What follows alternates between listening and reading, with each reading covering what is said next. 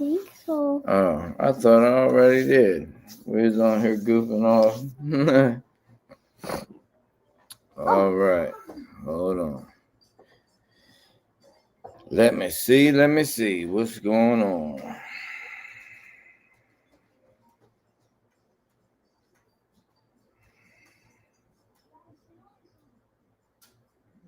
All right.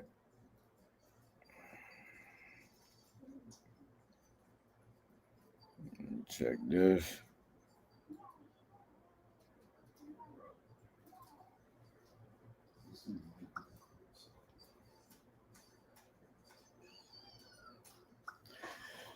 Hey, y'all. Greetings. Glad tidings.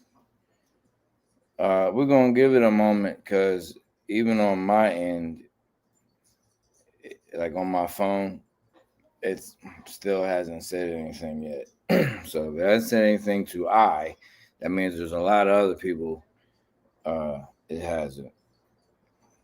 But this video is it's probably gonna have one of those outside talk vibes, but I had to share.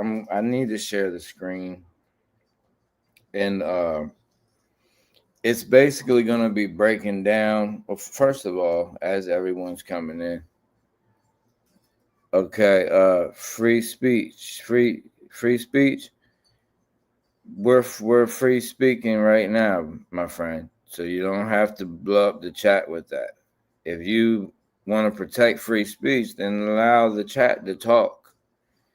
When you're bombing the chat like that, you're not protecting free speech. You're going against it. That's odd. So you're probably going to have to get blocked if you don't fall back. Free speech, free speech. No one can even talk with you doing that. So more than likely, I'm speaking to a robot. So free speech, you're free to go speak wherever you like, buddy. There you go. Go be free. Fly. I'm so sad. Don't be sad no more. Go be happy. Go and be sad no more. I'm sad. You can do it. Put your heart into it.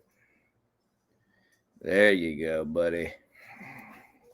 Y'all speak free and don't be sad. Happy trails. Another one? Man, you guys are awesome. Keep putting in that work, man. Salute. You guys are putting in some hard hours at the job. I can ban all 30,000 of them. Keep them coming. And I can still do the teaching. It's that easy when you're an eternal soul. So there's nothing your little AI bots can do. You can keep them coming all night long. And guess what? Boop, beep, boop, pop. You're going to have to knock out the whole electric in this whole area to stop the message coming. And even then, I probably go outside and still end up talking to whoever comes out of their house because they're trying to figure out why the electric's off, and the message will still get out. So you can't stop it. There's nothing y'all can do. AI, abominable intellect. It's flattering. It's flattering. Thank you. Thank you. You didn't just stroke my ego. You just stroked my soul a little bit. You didn't touch it. You got close to it and just went like this. Like a cat. Like, that's what you just did. All right? I appreciate you. We all do. All right. So, yeah, little theater. I guess the theater the circus. That's actually what we're going to speak about. And look what happened. They already resonated to the frequency of the circus frequency. That quick. I didn't put a title on. I didn't say, and the circus already came. Circus is in town, y'all. So I just need to be able to, first of all, as always and always, Mësët to you and all those that you love, including your dog, your goldfish, your tree in your front yard, all that you love. Okay. Now, secondly, I am gonna try to make this one of those videos where it's still bearable for the foundation, the root of the community, those that have been here for quite a moment. I will it to be, for you to be able to sit here and not be bored, but I would like this to be a teaching that you may be able to share with someone who just does not get it and they don't understand what's really going on right now, and they just are. And no offense to you, because I know someone is going to end up watching this. So first of all, hi. Everyone calls me Chief. It's nice to meet you, even though you might be on the rewatch or whoever done brought you here. It's nice to meet you. I know I'm going to look like a crazy man, got a feather in my cap, a beard. Most people indoctrinated think it's a Muslim hat, Muslim beard. What's the feather? They don't know. Who is this guy? That's probably what you're thinking. All right. The whole point of this is to get past that. Okay. Maybe that's why I look the way I look. Maybe that's all part of it. The whole thing, the whole shebang is part of the learning experience. And that's what it's all about. So I'm trying to make this one of those where it's not so dumbed down that it's like baby level stuff, but it's I'm going to try and make it easy. All right. So what I'm going to do is we're going to go over the last 2 posts that I posted on Facebook. A lot of you don't follow I on Facebook. It's cool. I started teaching on there. They did some old weird stuff, and like, I don't know. I'm not even going to get into it. I really don't care. What's going to get done and meant to get done gets done. So I don't need anything that they got. We can utilize it until the wheels fall off. Other than that, we don't need it. So I'm going to break down the last 2 posts I did. The first one is about, I just been seeing, I don't know what it is, because I remember all this, what is it called? Jessera stuff, like back in like 2021. Jessera and all that. And the white hats are taking it back, and this is 5D chess that Donald Trump is playing. And I remember some people, and I remember people jumping on that. And then there was Anonymous or something with like the Guy Fawkes mask over in Britain and stuff. It's just been one thing after another, and people just hop on the bandwagon. It's just been one, but a lot of people have hopped off, and then what I'm starting to see is people is hopping back on. People that was on there and hopped off are hopping back on with the Trump thing, and I'm wondering what happened to this person. I'm like really actually kind of concerned. Like, did something happen? Because this is odd. Like all their posts are about like how Trump is like making it happen and like taking the land back, and like that's why he's sending the National Guard to shut down the police, because the police is getting taken off the land and all this and that. And there's some actually, you know what? There's actually some chiefs on the land that are teaching this right now. There's Moors on the land that are teaching this right now. And I'm telling y'all, that's not the plan that they have. You gotta be freaking ignorant beyond comprehension if you truly, I'm gonna even say the word belie this, not know it. I know you ain't gonna know it by your actions and what you're doing. You're falling for it. And when I say you, I'm not talking to the, if it doesn't apply, let it fly. That's why I gave that disclaimer in the beginning of this teaching. If it doesn't apply, let it fly. All right. These people have not, when I say these people, I'm talking about the people who say 1492 Christopher Columbus sailed the ocean blue. Probably wasn't no Christopher Columbus from the knowledge that has been handed down to I, about 13,000 years of it. Really wasn't no Christopher Columbus unless my man was just staying on the ship.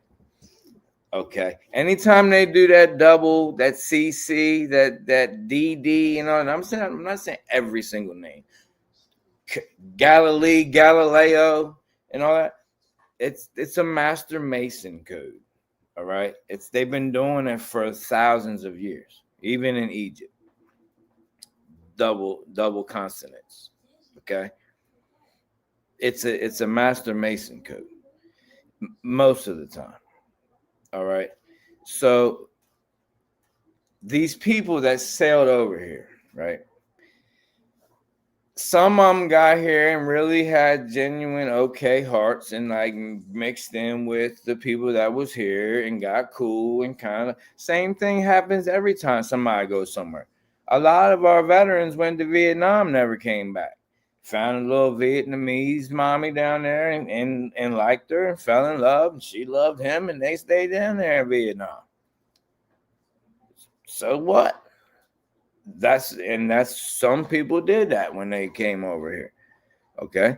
So then they issued in 1666 something called the Decessive QV Trust. What happened was the crown was considered, and this was right after they made the King James Bible. There wasn't no Jesus Christ. There was no Jesus Christ. That wasn't even a thing. It was Isis, or not. They tell you it's pronounced Isus. They're lying to you. It was not like Jesus with an I, like Isus. It was literally pronounced ISIS. They even said our year. There's a lot of that. The years you see that you think say 1490 something. It's actually it's I-492. It's the year of ISIS 492. That's what they used to say. That's one thing that you will not learn. They didn't teach you this in school, that a lot of people kept different calendars and different timekeeping system. It wasn't just this worldwide one thing. A lot of people had different years and different dates and all of that. And it's on coins.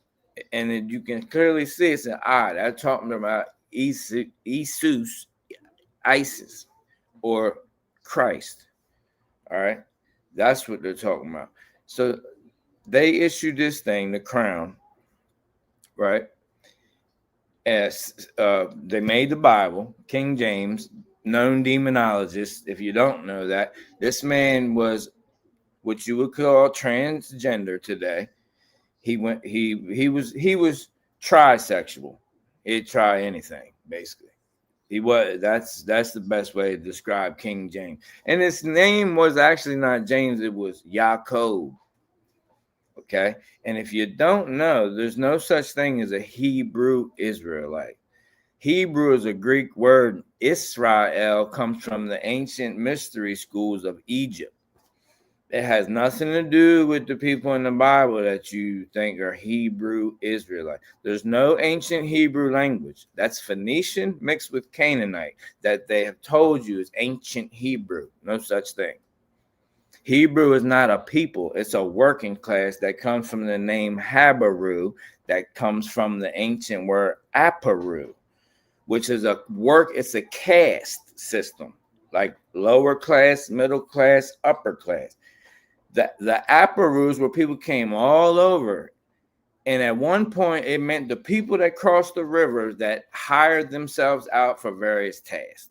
To get to Egypt, they had to have crossed one of the rivers. So that some people tell you, no, Hebrew means the ones that crossed over, and they make it mystical, like they crossed over to the, I don't know, astral realm or something. No, the most ancient one is not all mystical and all. It's literal. They walked from everywhere. Some of them crossed the Euphrates, some of them crossed the Tigris, some of them crossed the Nile to get to wherever the work was. They did the same thing when they went to Babylon. All right. When they write it, they tell you they were slaves. Well, it's no different than you being. You're more of a slave today than they were. Put it that way. The world people, 99% are more slaves than they written in that book. They were slaves in Babylon and all that. Baby, you messing around. Can't do that. You messed daddy's my thought process up. Hold on, y'all. So basically, all right. These people came over here, right? They made their King Jacob authorized version. It has a patent on it. It means it's an authored book. It's not like this mystical scripture that was like found in a cave in that story they give you. Was there something like that? Yeah. But that's not it. They have changed that over 30,000 times. The King James Version is Old English, translated from the Septuagint to the Latin Vulgate by a guy named Jerome.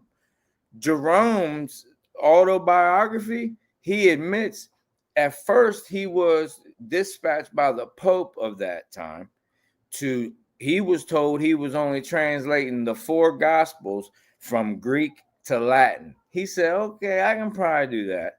Then they had him do the whole Bible. He admits he wasn't even qualified to do it.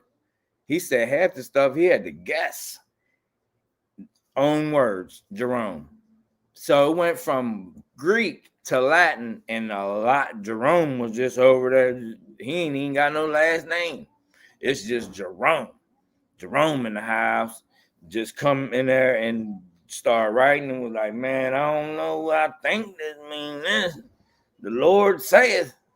Let me just go ahead and ain't nobody around.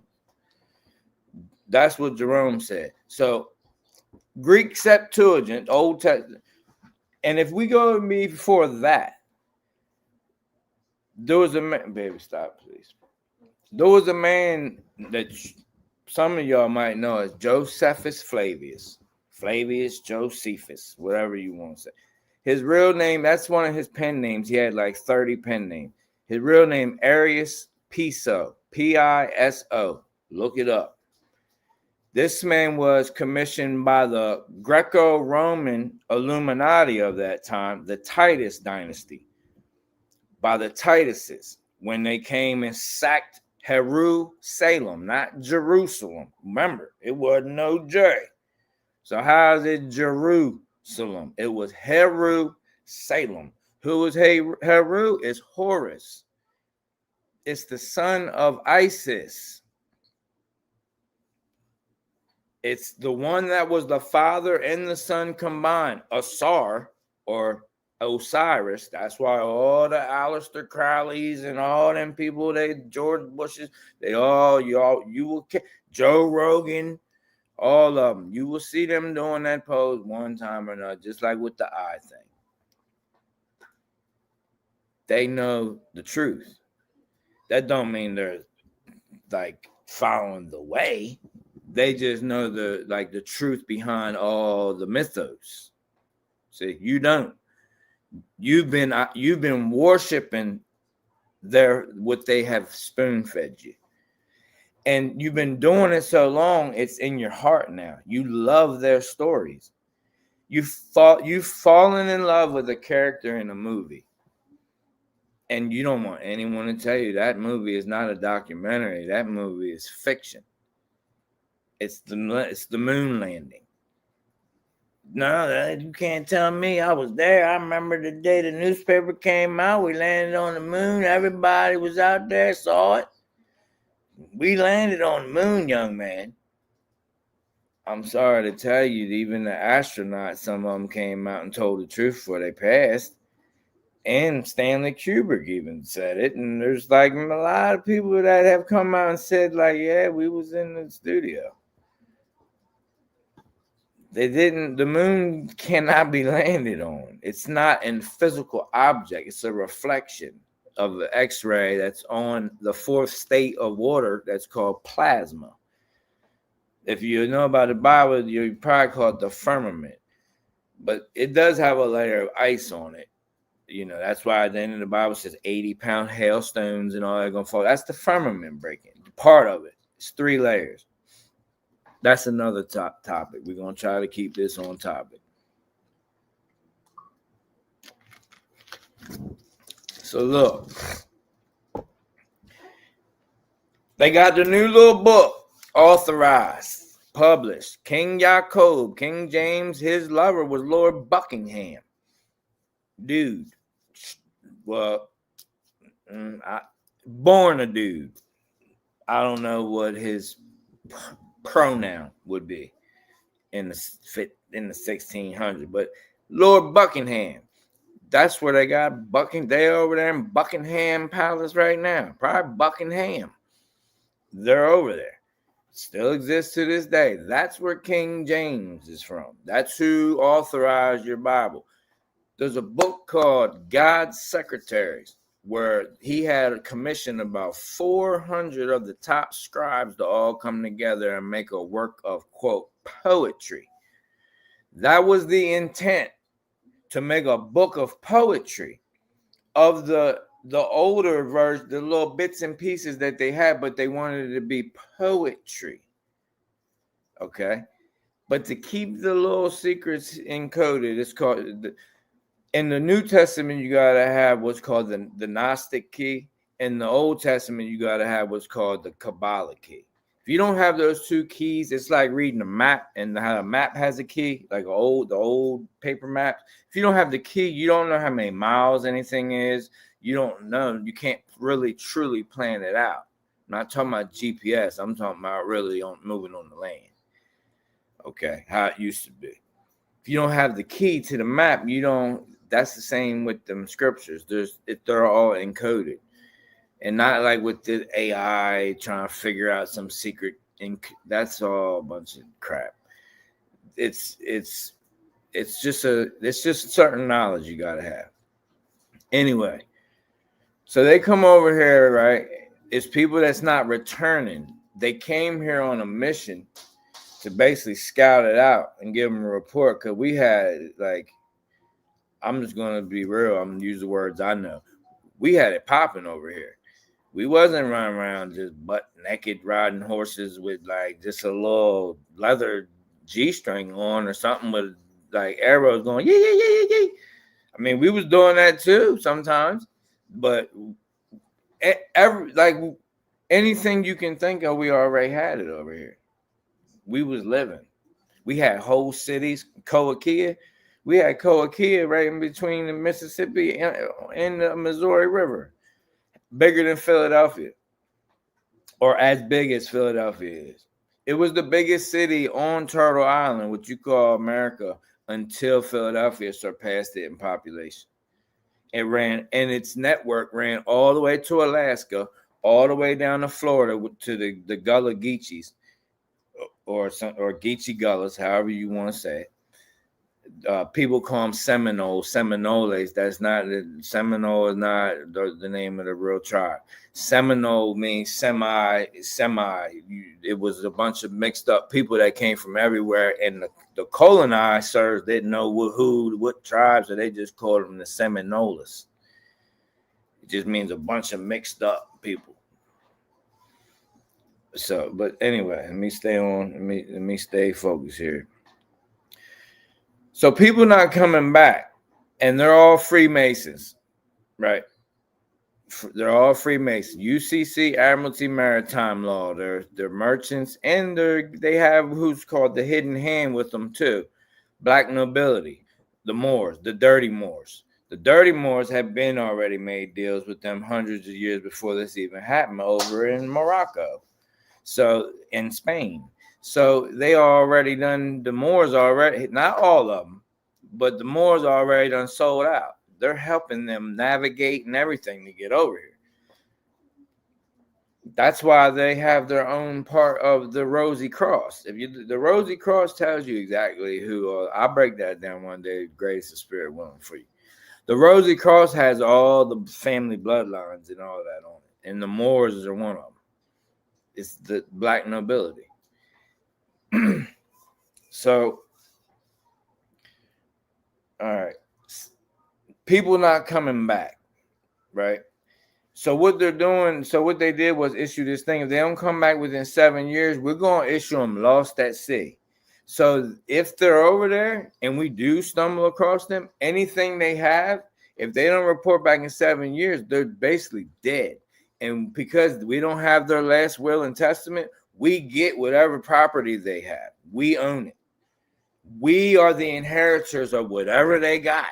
So they was giving out what's called Christian names to people whose name was like Iron Bush, running fire tracks, Sitting Hawk, they would come on and give you a Christian name. You had to have a middle name and a surname. Okay. Once you had that, they could then say you was somebody that was on one of their ships, John Anthony Smith, and you don't know who that was. They just started calling you that, and you just started going with it and started dressing like them and everything, and learning how to write their language, talk their language, and everything. Whole time you teaching them how to survive on this land. They didn't know how to plant. They couldn't even make it through the winters over here. They were dying. They was freezing over here. We walking around in just some old, if it got cold like that, depending on where you at, you would have the bison, the fur around you and all that, some bear fur. But really, we was straight. We know how to do it over here so well. It's nothing. And we taught them everything. All right. Enter their book. And right. So there's an old little halfway humorous saying. They came over here with their book.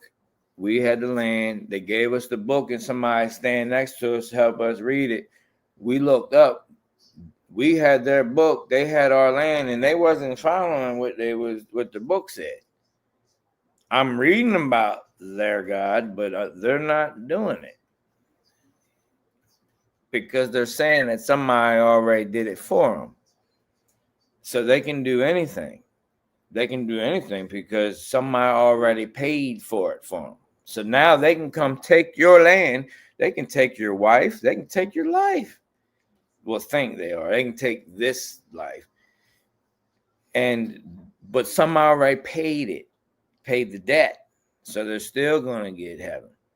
That's called manifest destiny is what they called it. So basically, that is what our whole social security system is based off of. Birth certificate system, everything. They took everything from our land. They wrote treaties out and said that make it up to us, they'll give you your weight in gold. They promised that every child that we had, whatever their weight was, that we would automatically get their weight in gold. That was one treaty they wrote. Broke it straight off the bat. Gave us IOUs and this and that. Basically, what I'm not going to go down all the treaties. They've never kept a word once.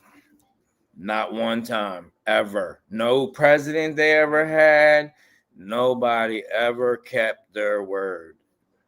And you can bring up Abe Lincoln. That's because that was a black man. He's a melanated man. And I'm not saying that's what makes somebody good. I'm saying why you think he did what he did. And if you want to be real, Abraham Lincoln was the last president of the United States of America. After they killed Abe Lincoln, it became the United States Corporation in 1868. In 1860, United States of America didn't even last 100 years.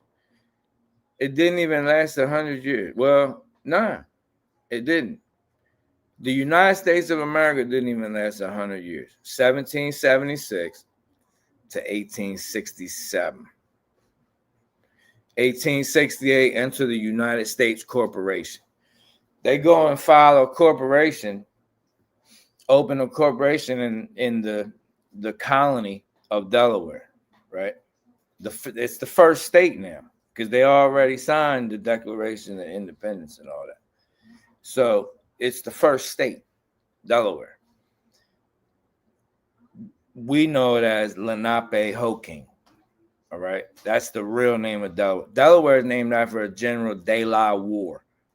Okay, nice name to give it. All of it. The Carolinas, the whole East Coast, Virginia, Maryland, District of Columbia, West Virginia, all of that is named after their stuff.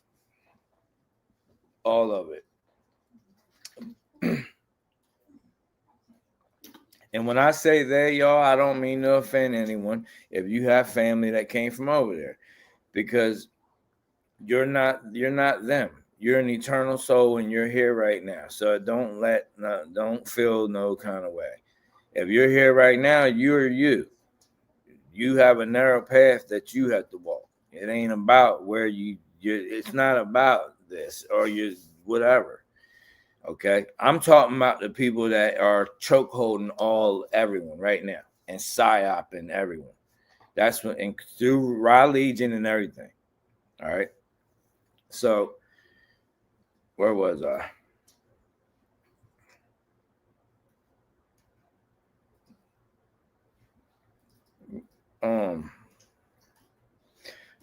Corporation. They open up the corporation in Delaware. And they open it and they have special circumstances to where, and it's who opened it, you might ask. The Virginia Corporation, which is the monarchy, the crown. Who owns the Virginia Corporation? The Vatican. It's owned by the Vatican, the city-state of the Vatican, of Rome. Rome owns it. Owns the crown of England, who ain't even ran by the crown. They're Germanic bloodline. So how is a Germanic bloodline running England, and now they're running United States, the Germans? And everyone talks about the Yahtzees. Well, they all came over after you know who, right? All their top scientists came over here and started what's called NASA. They fed the public all lies, but they was using resources and science to try to, like CERN. It was like this. NASA was like the CERN of that era, but they just didn't tell you the truth. They made some whole, like it's like an old King Kong movie. If you go back and watch the original King Kong, when he comes out, he's like a little guy in a suit, and he's like, and he's knocking, Godzilla's knocking over a fake building. Go back and look at some of that footage. It's like balls swinging on a fishing string. And people's like, wow, man, outer space. That's how far going like the consciousness has been. So they putting out one thing and they're doing another, right? Now we're in a generation where most of them German scientists have passed. So now enter the bloodline of Tesla. 369, Mr. 369 himself, who admitted that he was working with entities on the other side of the veil, just like Aleister Crowley talked about. I'm not even going to say no names, but big head entities that he drew and all that. Nobody got to say their name in the chat or nothing. It don't matter. You know, you don't have to show that you know the name. Yeah. But so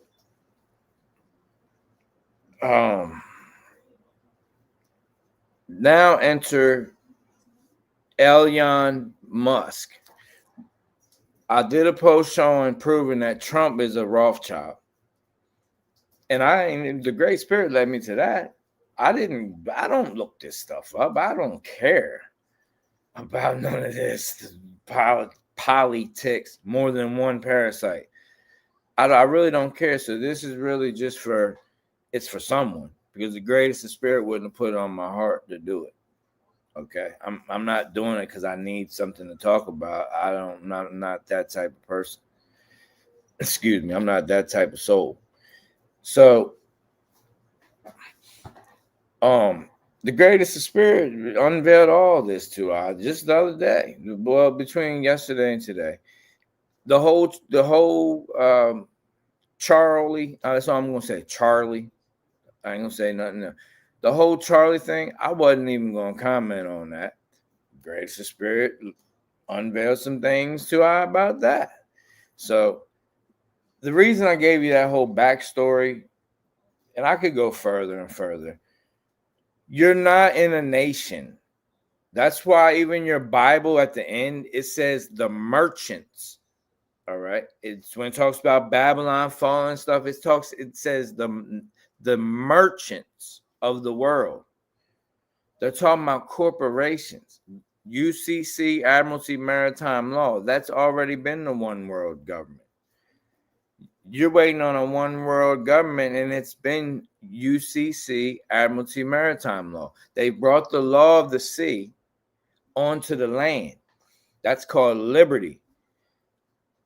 Most people don't know that unless you've been in the Navy. Liberty is when the ship docks and you get off the ship and you still got to go by the rules of the ship, even though you have liberty to go on the land and go to the bar, whatever you're going to do. All right. But you don't have freedom. You don't have sovereignty. You got liberty. So you're under the legalities, the merchant code policies of the code of merchandise shipping, whether that merchandise is people, fruit, the ship itself, guns, or spies, people coming to scout the land, whatever. It's merchant.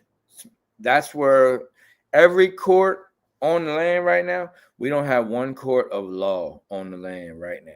Not one. They call it color law. All right. Or color code, color law, or statutory law. That's their code. If you gotta look at, they got their own book called Black's Law Dictionary. That's why they wear the black robes and all that. They're Saturnian priesthood, and so is the Bible and all of that. All right. It will probably take for those that don't know any of this, you're probably gonna have to watch a few of these teachings to truly get it.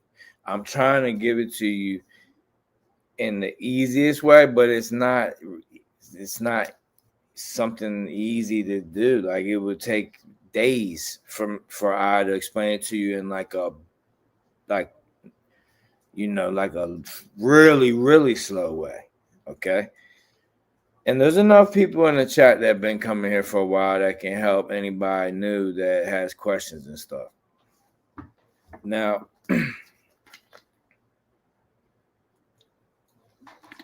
so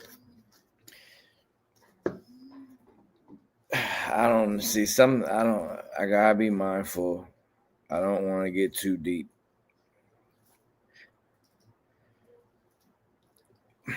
When they opened a corporation in Delaware, the United States, 1868, they made a special request to the judge that said our employees may only be referred to as citizens. And you have two numbers on your Social Security card. You got your punch-in number, which is the one you know by heart. You know, you said when they say which Social Security number, that's your punch-in number. Then on the back you got a red number. They put it in red because they think that it's your blood sign, like they try and run some magic on you, basically. That's called your trust. All right, that's really what they owe you and how they're paying you when they're $39 trillion in debt, because you're the stock, you're the livestock. So you don't owe them anything, not even a mortgage. Anything mort is death. Mortuary, mortgage, all of that. That has to do with death. So does corp and mort. So corp is corporation. It's a dead, fictitious entity. That means it's not even alive, but it's parading as if it's alive. It's a parasite. That's what a virus is. A virus is neither living nor dead. So there's two constitutions. Everyone wants to quote the Constitution. Don't know there's two constitutions. There's Constitution for the United States of America, and there's the Constitution of the United States. Constitution for the United States of America and Constitution of the United States. And they'll put America on there, but it's really the Constitution of the United States. The one that sounds real good and stuff, you don't get that. You don't, they won't come out and tell you, because then you might figure it out. So they gotta hide it from you and play the game cat and mouse, like, yeah, you do got these rights technically, but they know that they already got you, because you're not going off the law of the land. You're going by the UCC Admiralty Maritime Law, Babylonian doublespeak, legalese. It's doublespeak. It's dog Latin. It's parables. It's dog Latin. It's one thing one way, another thing the other. Every word can be the opposite of what you think it means. It's reverse. It's lesser magic. It's reverse spelling. That's why the English word they call it spelling. And they used to teach you how to write in cursive, because they believe when all the letters are connected, the spell is harder to break. There's no space in between the letters. It's all flowing together. It's harder. It makes the spell harder to break. That's why the Constitution, Declaration of Independence, and all that is all written in cursive. They know this. It's all written by Freemasons. All right, that were pretty high up. So basically what I'm telling you, and even in their own constitution, it says their corporation will not exceed 10 miles square. I think it's Article 1, Section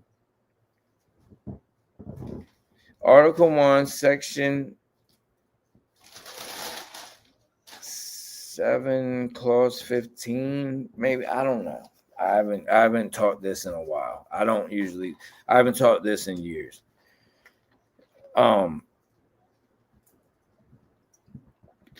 But it says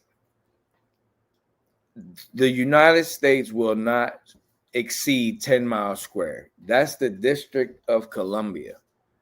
Columbia is one of their goddesses over there. One of their idolatrous goddesses.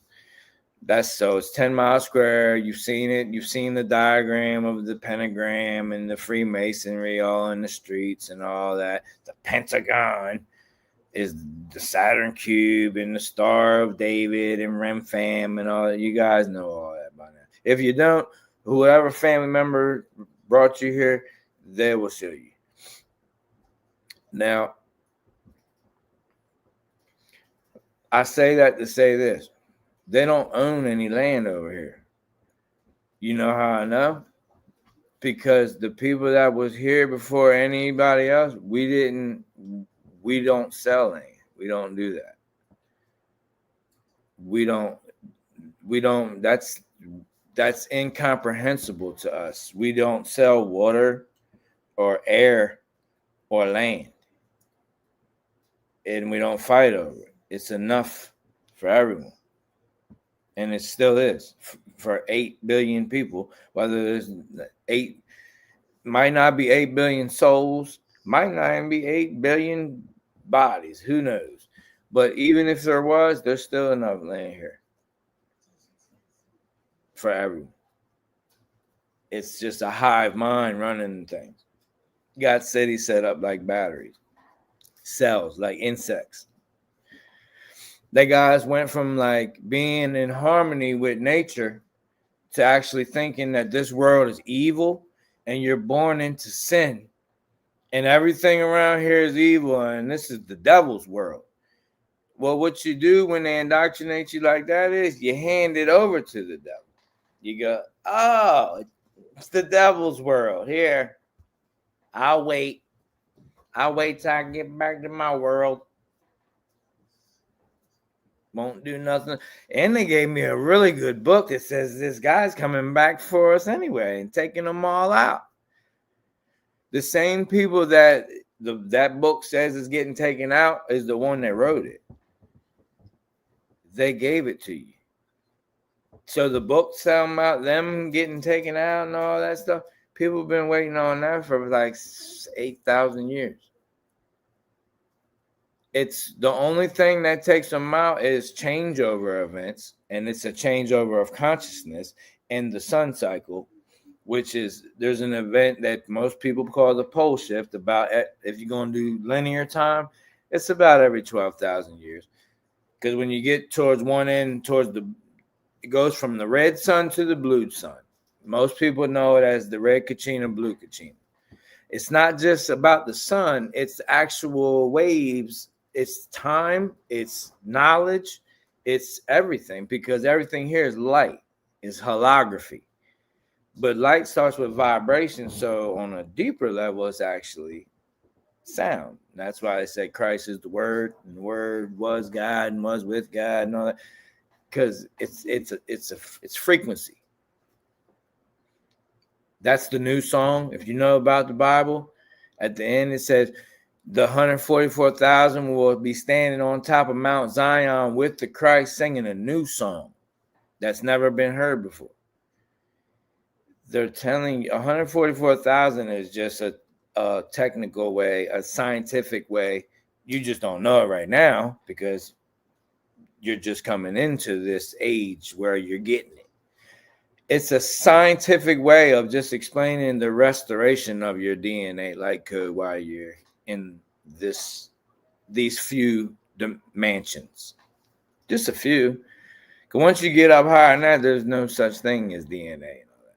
That's just here, like a few little, that's just in this particular little part. Okay, 144,000 means those who stay natural and organic to the atone. The atonement is not something God do with spilling of blood and sacrifice. The atone is sacrificing the ways of this world for you to tap into what you truly know in your heart is right. It's not about he died for my sins, so let me go be a slave and make plastic all day at a plastic factory. Let me go work and make somebody a trillionaire while I'm barely making ends meet. And every 5 years, I get a 50-cent raise. Woo! Jeff Bezos. Come on, man. Meanwhile, you got Elon Scum, the richest man on earth, standing in the White House in all black, talking about Mars, standing above the most powerful man in the world, Donald Trump. This man is standing there in all black. Probably got his fingernails painted black, standing above the president, Trump, your savior, Trump. Elyon Scum is standing in the Oval Office above him, looking down on him like, sign that right there. Yep, thank you. And you think Trump doing something? Oh, he's sending the National Guard out. He's the president of the United States Corporation, who's owned by the Virginia Corp, who just lost their Queen Lizard. And now they got some guy over there that's so inbred, he don't know what the heck's going on. He's all he knows is he don't feel any empathy and he don't care about any real human, no life. It's fully distorted masculine energy, no feminine energy at all. But he's so inbred, he's just, I'm talking about Charles. Why you think you ain't heard nothing about him? Because like he's really actually in the way, for real. Like Jed Bush was with the Bushes. Some of them get in the way of them, you know, because they're inbred. They're all inbred. All of them. Trump. Why you think you seen pictures of his daughter sitting on his lap, all weird in his crotch? 16-year-old little girl and sitting in his crotch and he holding her with a little mini dress on. Y'all talking about, oh no, that's just a loving father. What? I don't know how loving your father was, but I'm a loving father, and my 16-year-old ain't gonna be sitting on my crotch in a skirt. Come on now. I don't gotta see no list. Epstein Island, all that. It's called discernment. Everybody wants, what book, Chief? What book? What paper? Where'd you read this? I gotta write it down and show it to you. You don't have any discernment? None? Well, that's why I'm gonna share this with you, and we're gonna break this down. Ain't nobody giving you the land back. He's not sent. First of all, there's not even enough National Guard people to come into Houston, Chicago, LA, and New York at the same time. Houston, Chicago, LA, New York. That's 4 cities. They ain't even got enough National Guard to come in and shut that down. They'll come in there and try to act tough and see how people respond, just like they did with that, to see who in this 6 feet, and everybody went with the program. So now they high and mighty, like, oh yeah, they a bunch of goyim for real. They was laughing at everybody. The biggest virus is 0.05 microns big. The smallest hole in them masks is 0.07 microns big. Any mask you was wearing was like trying to stop a gnat flying through a chain link fence. That's how dumb everybody looked with the mask on. That's like putting a chain link fence up in your front yard and trying to stop mosquitoes. I put the fence up. I don't know why all the mosquitoes around. I put the chain link fence up. That's what the mask, that's how it looked. That's the logic behind that. I know it ain't everybody, Jeeps. You know, I don't know if you came in late, but I gave a disclaimer that this teaching is not directed to most of the people that have been here for a while. It's just been brought to my attention that there's a lot of people reaching out to that have loved ones and family members, and this was a highly requested teaching that I do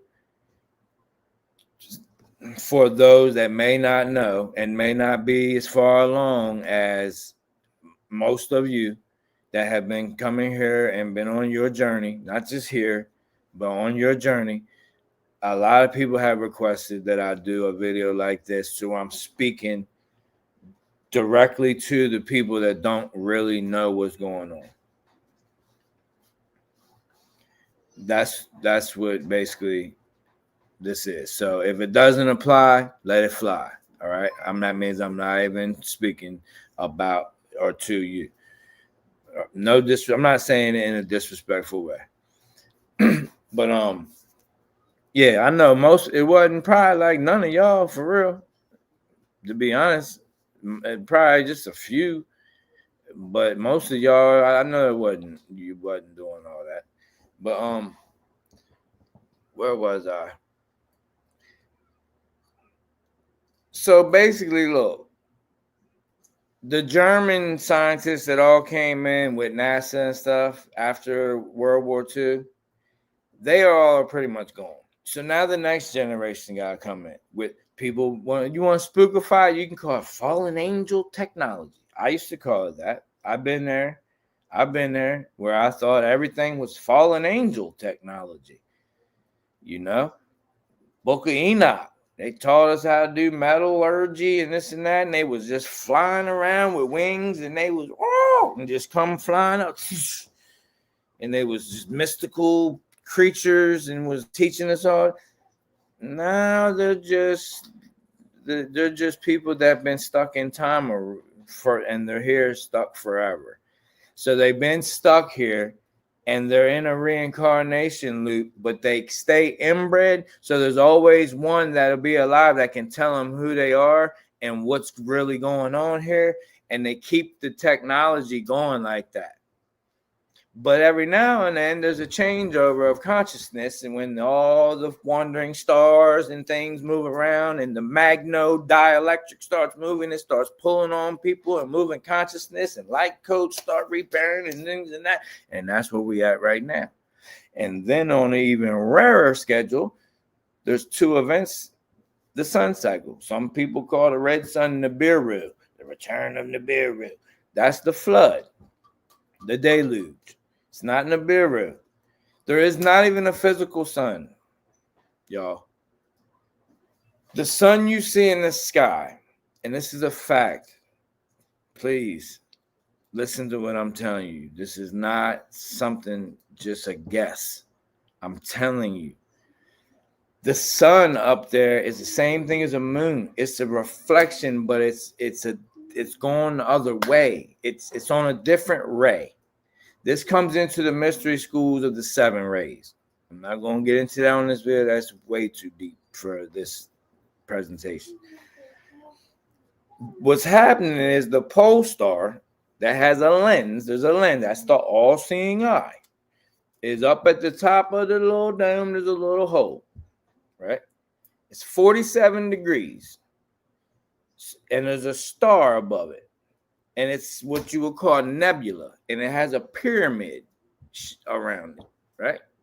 That's why they got the pyramid and the all-seeing eye. This is seen when the events happen. That's where they got it from. They passed it down. You can only see it when the pole shift happens.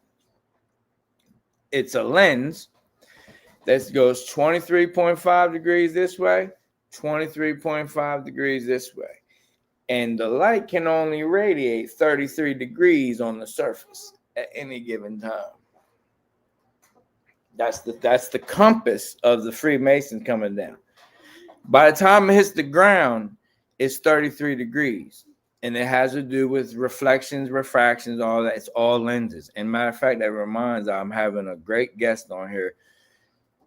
It should have been this past strong end, but it's probably the next strong end. This strong end coming up, because my schedule's been hectic lately. But his name's Brother London. He's like the Yoda of lenses. And so I'm not even going to get into all that. He's on a whole nother level than I when it comes to the lenses. All right. It's going to be an awesome build.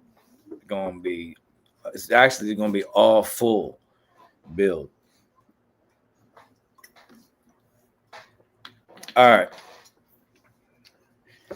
So the pole star has the 7 lights. It's a white light, but white light only carries 7 lights. Okay. No. So look, baby, I gotta do this. Okay. The pole star is a white light. White light carries the 7 visible rays of light that you see on the rainbow. under what they say is the core of the earth, that's the magnetic center. That's where the word is coming from, right? The word of God. It's a black sun.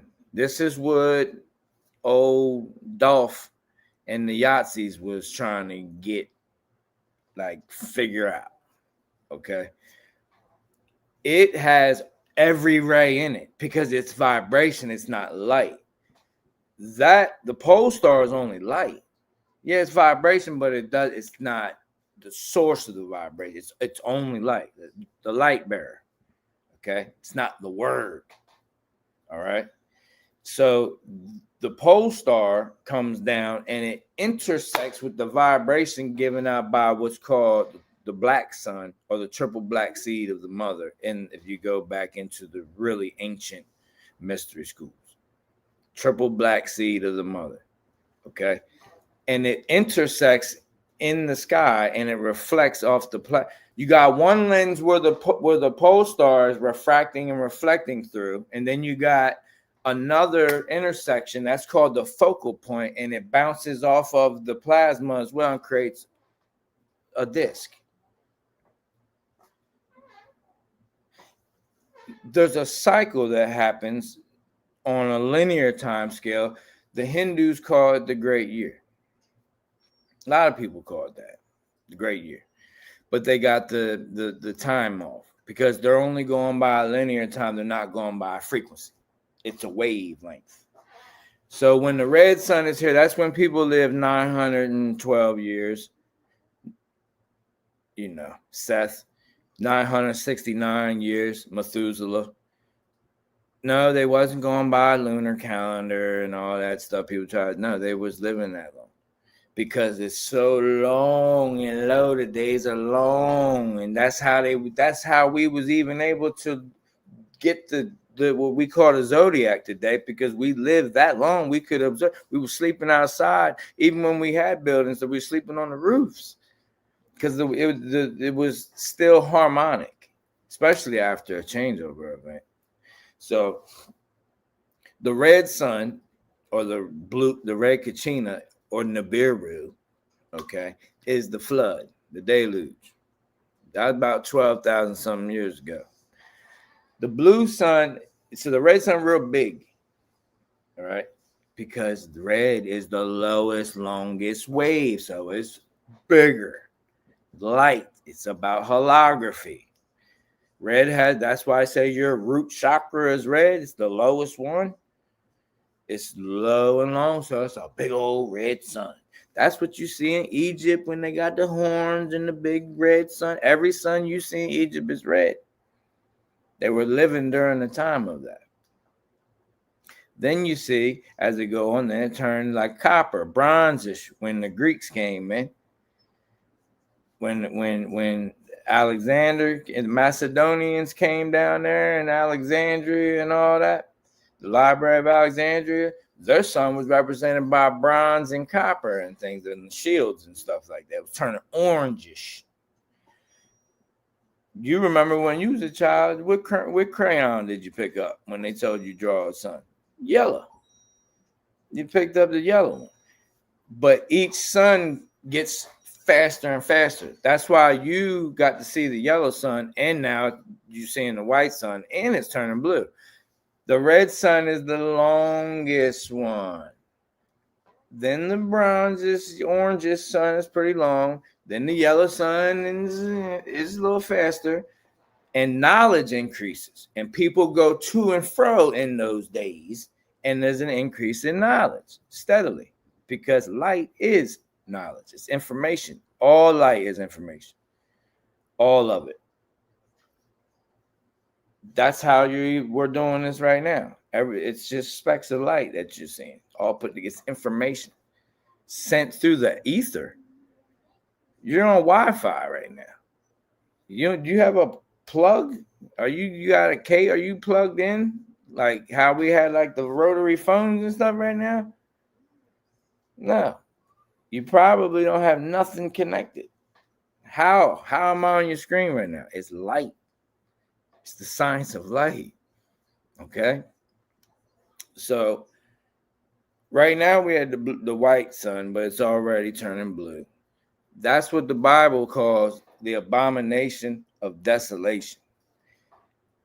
You've been told a religious story that it's this guy who's going to proclaim he's God in the temple on Solomon's temple, which Solomon just means soul of man, is going to proclaim as God in the temple of the soul of man. And, you know, when that happens, don't go grab anything out of your house or anything. Run for the mountains, right? As above, so below.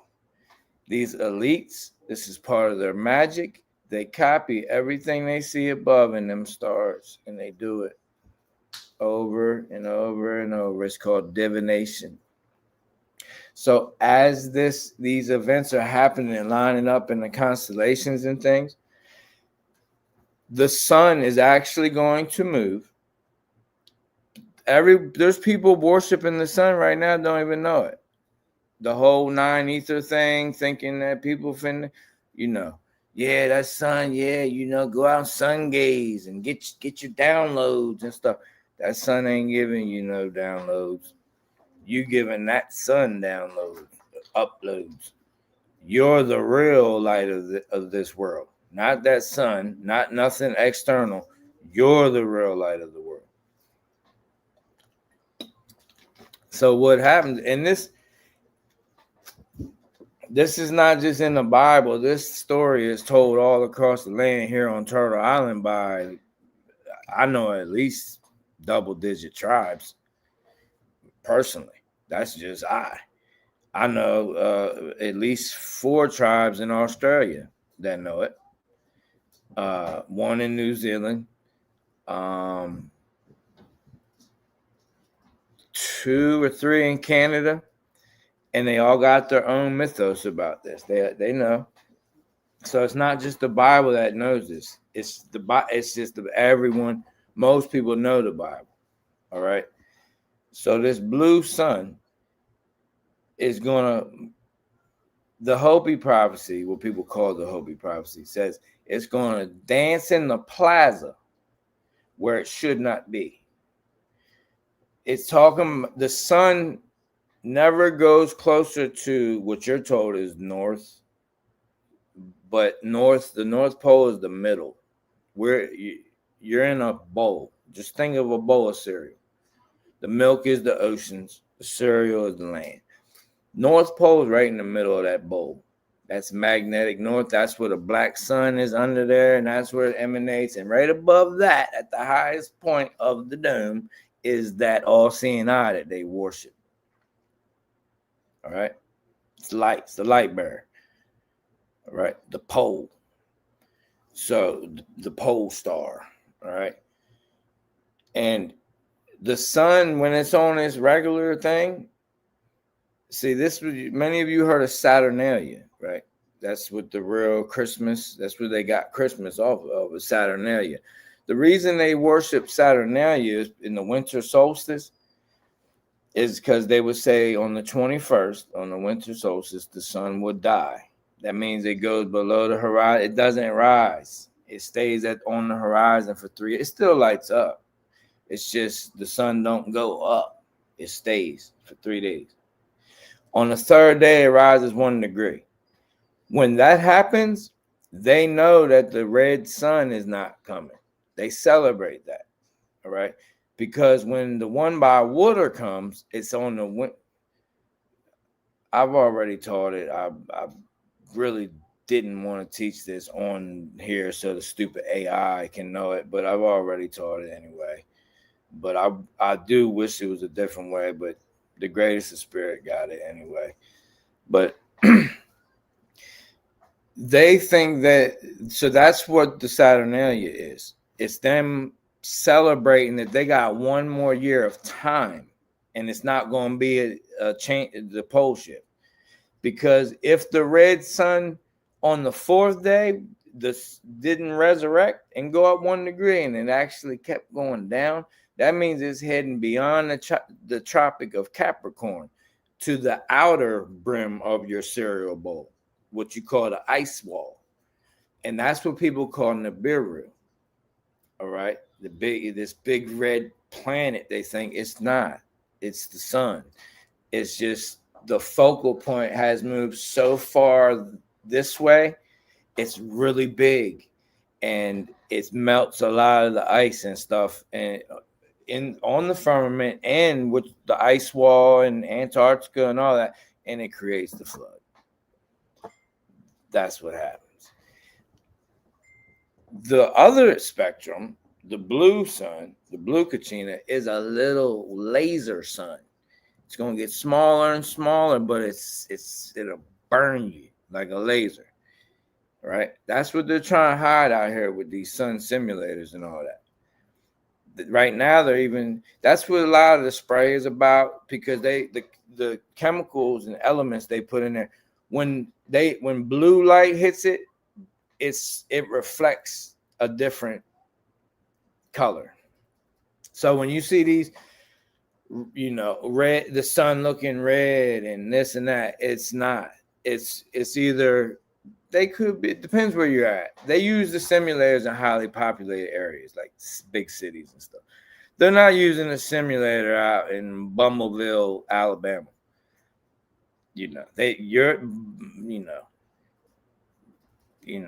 Backyard Kentucky doesn't have their own sun simulator.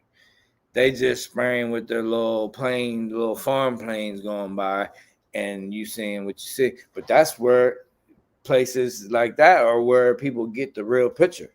They'll get a picture of what is it, but they won't have the knowledge. They just get a picture. Like, what's this blue? Why is the sun blue? Well, you just got a real glimpse of the real sun, is what happened. Okay. And when you mix red and blue together, you get purple. That's why everybody's seeing these purple skies right now, because it's their chemicals trying to make it look red when the sun is giving out blue light. Blue light is the highest frequency that holds the most information. It's not the highest frequency. It's the frequency that can hold the most without collapsing. Once you get into violet, see, the chakra system, blue is right here. Your sword, the S word, the sine wave of your vibration, your word, and your first eye. 2 different shades, but the reason they're both blue is because they're both connected, because it starts with a thought, then it goes out. The first blue spark is right here. You have a neuron firing, boom. That's the big bang of a whole universe. And then when you speak the word, that's the word of God, because you are a piece of what people call God. So when you speak, you're speaking the word of God. So are you speaking God's name in vain? A name, we don't speak nouns. We only speak action. That's what vibration is. See? So everything you say has a reaction to it. Even if it's just stifling you. Even if the reaction is stopping you from moving further in your life. Everything you say. That's why I break down words like hallelujah. Hallel is the Canaanite word for what is known as Lucifer today. Lucifer was introduced by King James, aka King Yaakov, the demonologist. That wasn't even in their books previous to that. It became like a being. Before that, it was like associated with Venus and things like that, Aphrodite and stuff. That wasn't until the 1600s. Neither was Jesus. Okay. So, all right. When you get past here, you guys have seen the chakra stuff. Your crown chakra is purple, right? That's the time of no sun. So it's macro, meso, micro. They tell you as above, so below.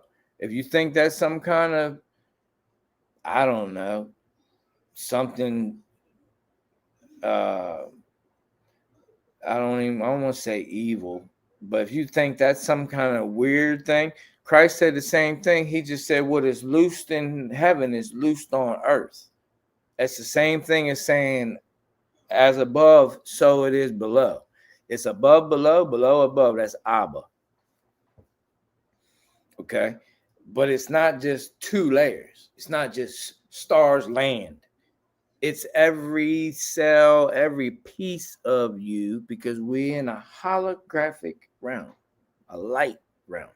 So the whole truth is always in all ways. It's always present. It's in every cell. Okay. So carbon, we know that these bodies are made of carbon. 6 neutrons, 6 protons, 6 electrons. 666. Mark of the beast. That's the planetary system to Saturn. All of the ancestors knew this. The ancient Greeks, the ancient Egyptians, what most people know them as, going back to even before the last flood at Lemuria and all that. Okay. That's where the story comes of the God of this world, that these bodies was made by this Father God that is known in this cycle as Kronos, Father Time, who eats his own kids. Well, a kid is a baby goat. Goat is also an acronym for greatest of all time. It's also what Saturn rules in the zodiacal stars, Capricorn. Capricorn is the water goat. Why is it a water goat? Because this is the living waters of the mother, the womb. That's why. It's a goat, it's a water goat. That's also Dagon, who the Catholic Church secretly worships. All right. Enki is another name for it. Iyah. That's why I said Hallel. Lu-Yah. Iyah is another name for Enki. It's his Babylonian name. Enki is his Sumer name. Babylonian changed to Yah. Spell E-A to throw you off so you think, oh, it's E. Ia. It's pronounced Yah. Yah. That's how it's pronounced. That's where Yah comes from. And the whole Yahweh thing, that's a whole nother thing. That's the Yahwists and Jacobites. But anyway, so this event is going to happen. This blue sun, right? But it's not on a winter solstice. It's the summer solstice. I'm talking about the northern hemisphere, because this is where all these mythos come from. Okay. So it would be the winter solstice in Australia. But what it is, on the third day of the summer solstice, the sun, instead of going down a degree and going back out towards the outer rim of the cereal bowl, it's gonna keep going up. It's gonna keep going the wrong way. It's gonna go past what you know as the Tropic of Cancer, right? Cancer is governed by the moon. That's the two rays crossing right there. See, the moon is the X-ray. The sun is going on the infrared, but it's moving when it's at the blue sun. It's an amalgamation. It's starting to get in. It's even starting to produce gamma rays, and that's what people are talking about. Like, oh, white people finna get burnt up. It ain't about your skin. It's where your soul is vibrating at. Light can't burn light. That's why they was practicing in Hawaii when with the blue stuff didn't burn. They're practicing it out because the blue sun, the blue ray technology, the blue, what's it called? Blue beam. They're practicing with the blue light to try to figure out how they can make it through it. So they practice in Hawaii, and everything there that was blue didn't get burnt by the blue laser. They're practicing technology. It's what they're doing. And it worked. But they don't understand that it's not just that. Like, it's going down. It ain't just a light that's coming to burn them. They got every mountain finna move, every island finna move. For about 30 minutes, there ain't gonna be no magno-dielectric. You've been told it's gravity. That's your rapture. That's where it goes. The rapture got let out in this cycle in 1838 by John William Darby. He's 33-degree Freemason. He's the one that got the okay that, hey, all right, we're close enough now. You might as well unveil it to them so we can, it's revelation of the method, and we can kind of sidestep a little karma. That's what the rapture comes from. He got it from the word harpazo, the Greek word harpazo. It ain't got nothing to do with floating up, meeting Jesus in the air. You gonna float up.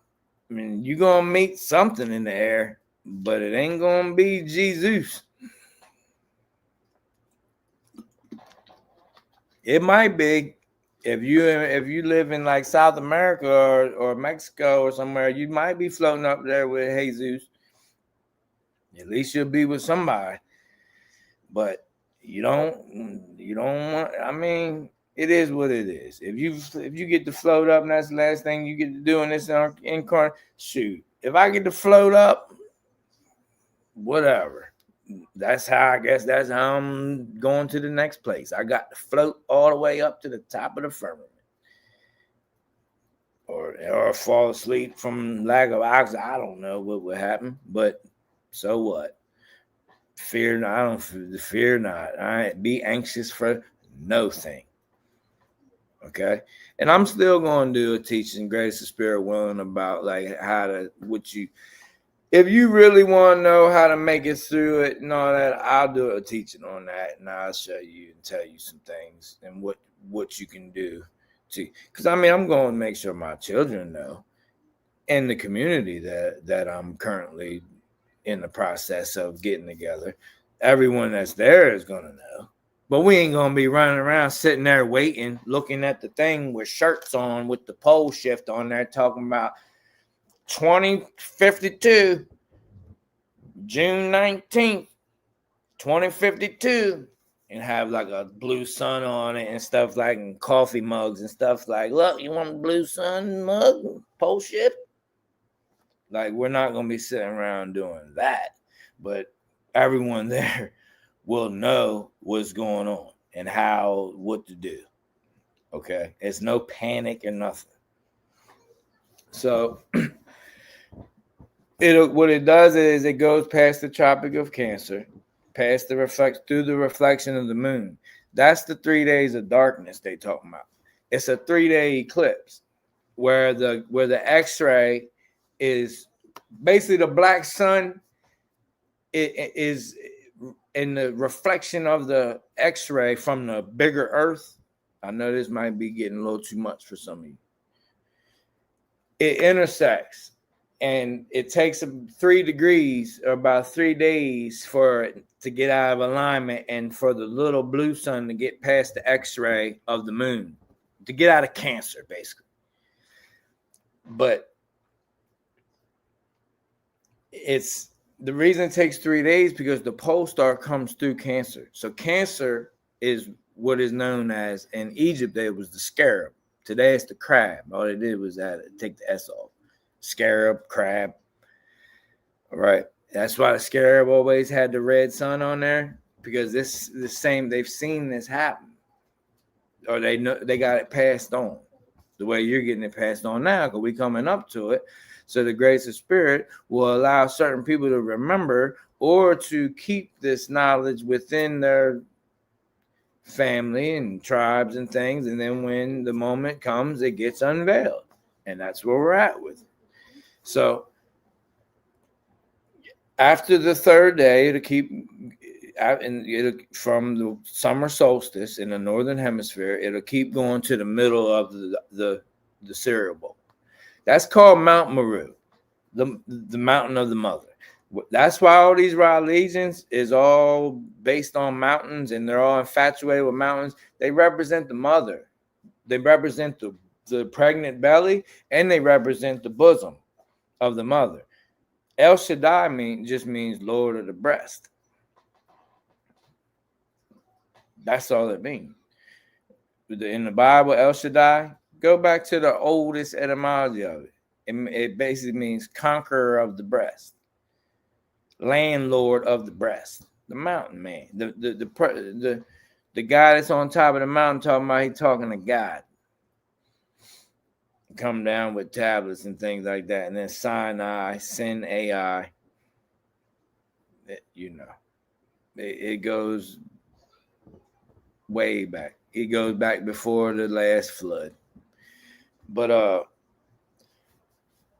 so when this happens, when the sun dances in the plaza where it should not be and makes it above Mount Meru, that's the magnetic north. That's the soul. That's where your soul is at, the heart. The seed of your soul is not right here. That's the parasite. Now, you should have your eyes single and full of light, but that's not where your soul sits. That's an operating center. That's just a mechanism. It's an antenna. It's not where your soul is sitting. Your soul is sitting in your heart. Your heart fires 1 billion times more synapses to your brain than your brain fires to your heart. Your heart speaks to your brain more than your brain speaks to your heart. That's a fact. Go look it up. 1 billion times more. Your heart sends more information to your brain than your brain sends to your heart. No, Chief. Yeah, right. Look it up. I mean, you might have to go deeper than one Google search and click on the first thing you see, but don't take my word for it. Look it up. So it's the heart. That's why you got 3 chakras below and 3 chakras above. The heart is the seesaw. Seesaw. Past, present, future. The present is in your heart. Heart is earth. They just moved the H. So earth is the heart. It's the middle. It's the present. It's the gift. It's the now. The saw was the lower things. That's the past. That's the red Kachina, the Nibiru, the red chakra, then the orange sun, and then the white or the yellow right here. And then see, they replaced the green.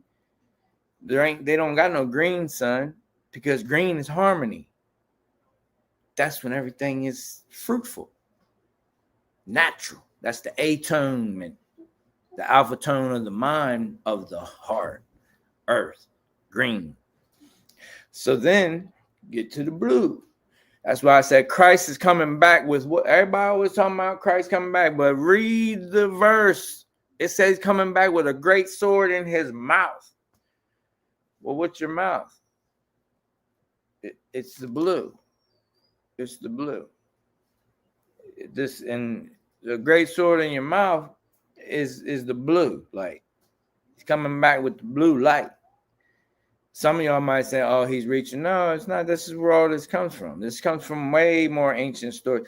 The book of Revelation was called the apocalypse of Jesus Christ, right? Didn't he say Jesus Christ? Say, he so which riseth to.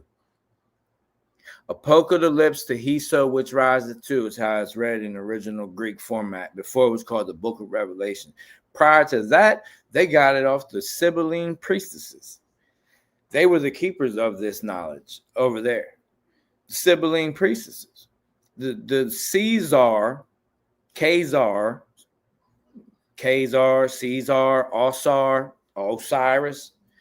The Caesar of that day, blue blood,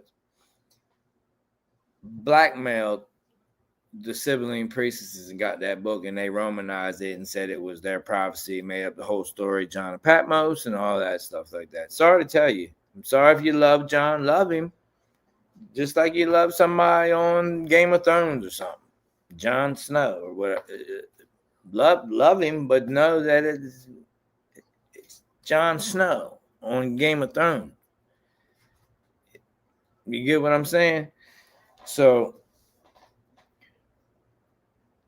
when it dances in the plaza above the mother, Mount Meru, anything Mary, Mariah, why do you think there's so many Marys? That go back to Egypt.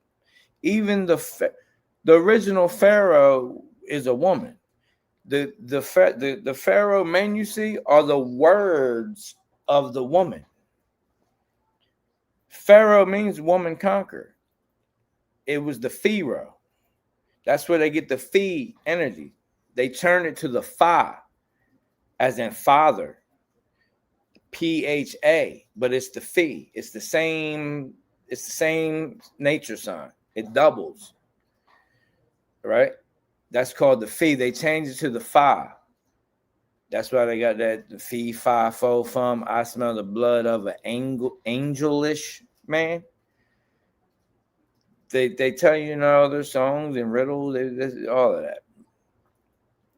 But the real Pharaoh originally in Tamara, before it was Kemet, was the women. That's what Pharaoh means, right? And the man you see was her word. So that's where they get the story of the word of God.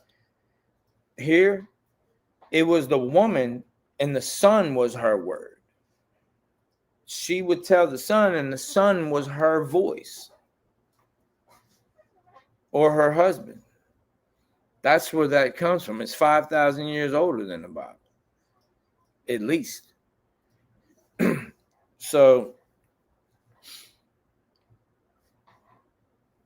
this blue sun comes, and it's above magnetic north, the middle of your cereal bowl, right in the middle. It's also the heart. It's where your toroid field comes out, comes back in, goes out, comes back in. That's your angel wings. That's where they get the wings from. They're just talking about how your toroidal field comes out. Because when you're vibrating on a certain, like really high, it's visible. The light becomes visible. People can see it. And that's when people say, oh, it's an angel with wings. He had 6 wings.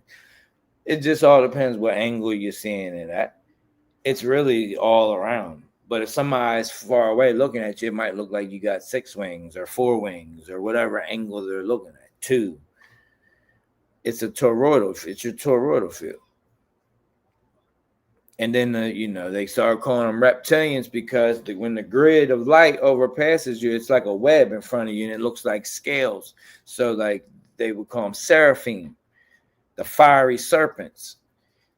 All right. And that's where the whole spookism with reptilians and all that comes from. It's just was their toroidal, they're vibrating so high, their light is emanating, and they're actually just like the earth got dragon lines and ley lines, that's your toroidal field too. It got 144,000 nodes, but they only got access to 144 of them. They don't got the crown. The crown is times 1,000.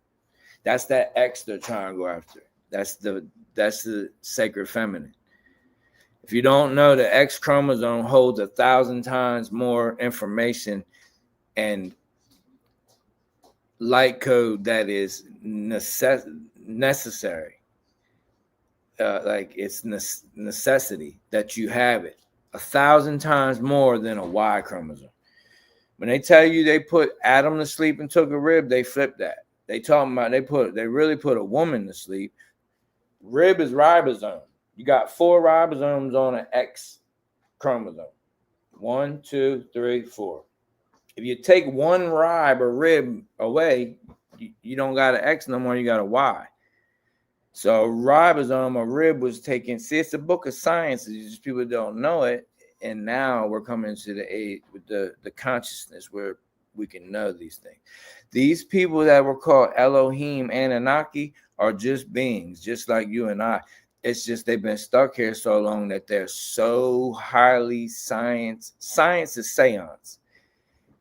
They know how to seance the energy at a level that most cannot comprehend. That's what people call fallen angel technology. They're just beings that cut the umbilical cord to the origin of eternal soul, life, light, and rest. And they stuck here. They did it on their own. They knew what they was doing. They knew. But they're not more power. They don't. They're only powerful if you play their game with them. If you're playing laser tag with someone that has a freaking real laser gun, and you got one that's in the little like laser tag, like a little kid children's place, and you're going zip zip zip, and you think it's gonna hit their vest and like light up, but they got real laser guns, you're gonna get beat. But if you use your real authority as an eternal soul and know that no harm will really come upon you and don't emanate any fear and know everything is okay and just be loved, then you don't have to worry about anything. And that's how you won. Look at the word NWO, New World Order. That's just acronym for now. And own, OWN. Now, own, one. See, they even try to get their little thing on there with the NWO. And the word, it's also the word no as well. They put a little silent K in front of there. So now you know, you only know now. And that and then you already won. And you own the moment everywhere you go. Doesn't matter where you're at. But so then what happens is the sun removes its mask. All right. The dancer in the plaza removes its mask. That's called the black hole sun. So when people say the black sun and the black hole sun, it's two different things. When that song Black Hole Sun, won't you come and wash away the rain? Well, the Bible says there ain't gonna be no oceans. That's a singer that's either knows someone taught him that, or he just tapped into that frequency and there's energies that are using him to get it out. When someone sings about something like that.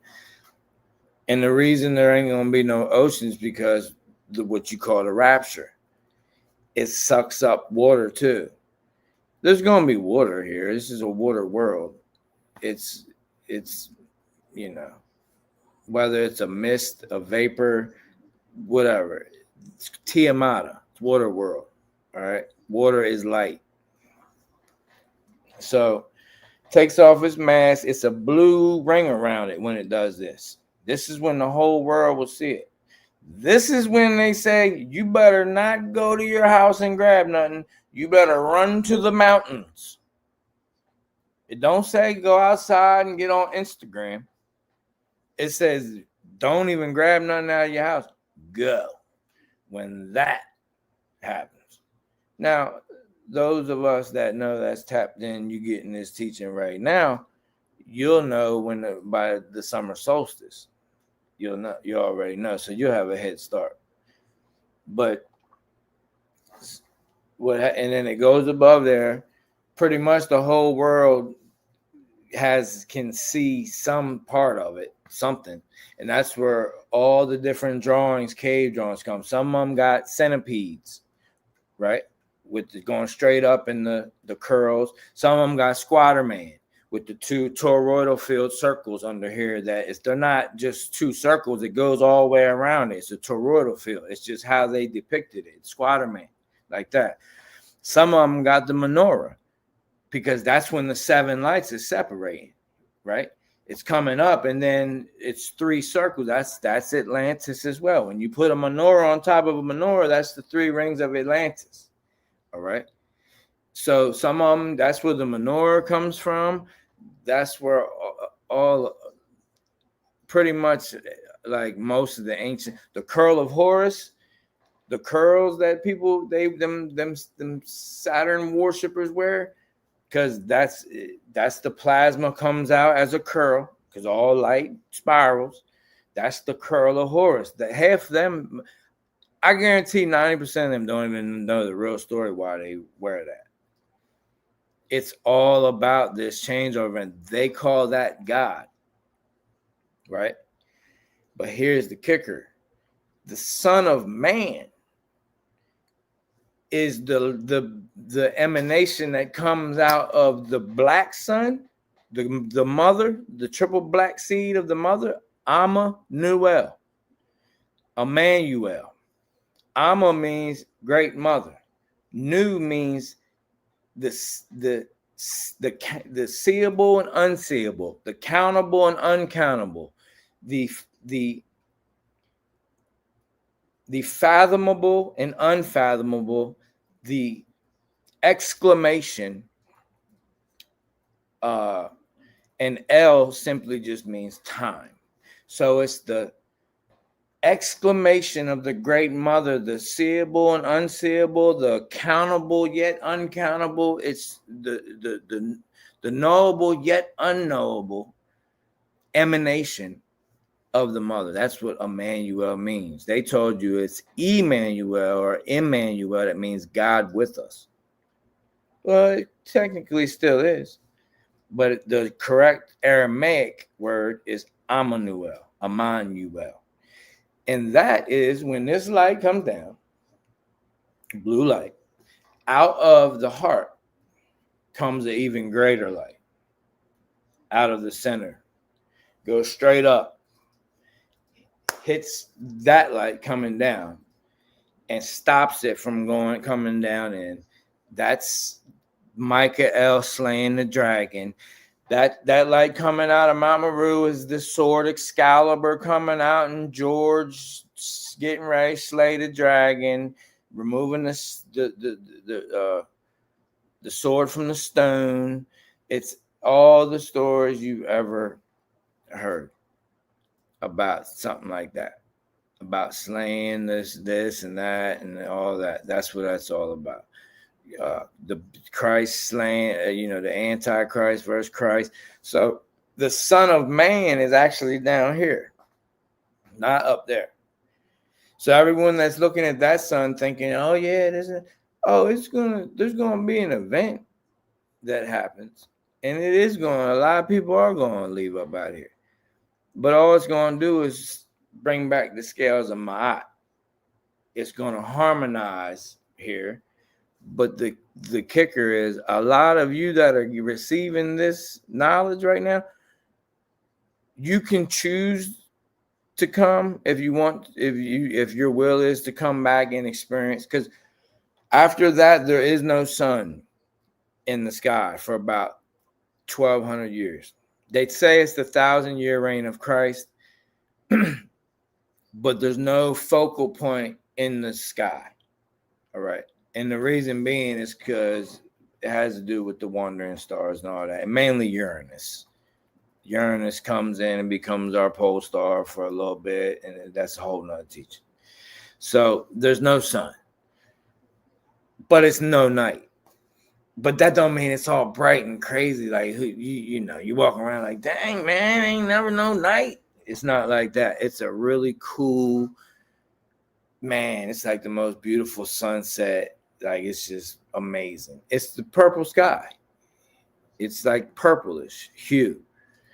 That's why all the ancient Hindu stories show like blue people and green people and stuff, because that's how different skin tones look underneath this time with no sun.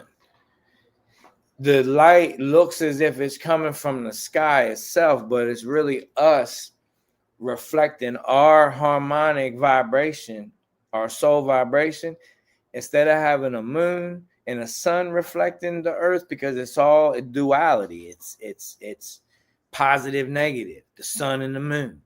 There's no duality. It's everything single. It's the Christos. It's the true illuminated one, not that old Illuminati bullcrap. It's the ones that's illuminated from here, the heart, not this, not the first eye or the eye of Ra and all that.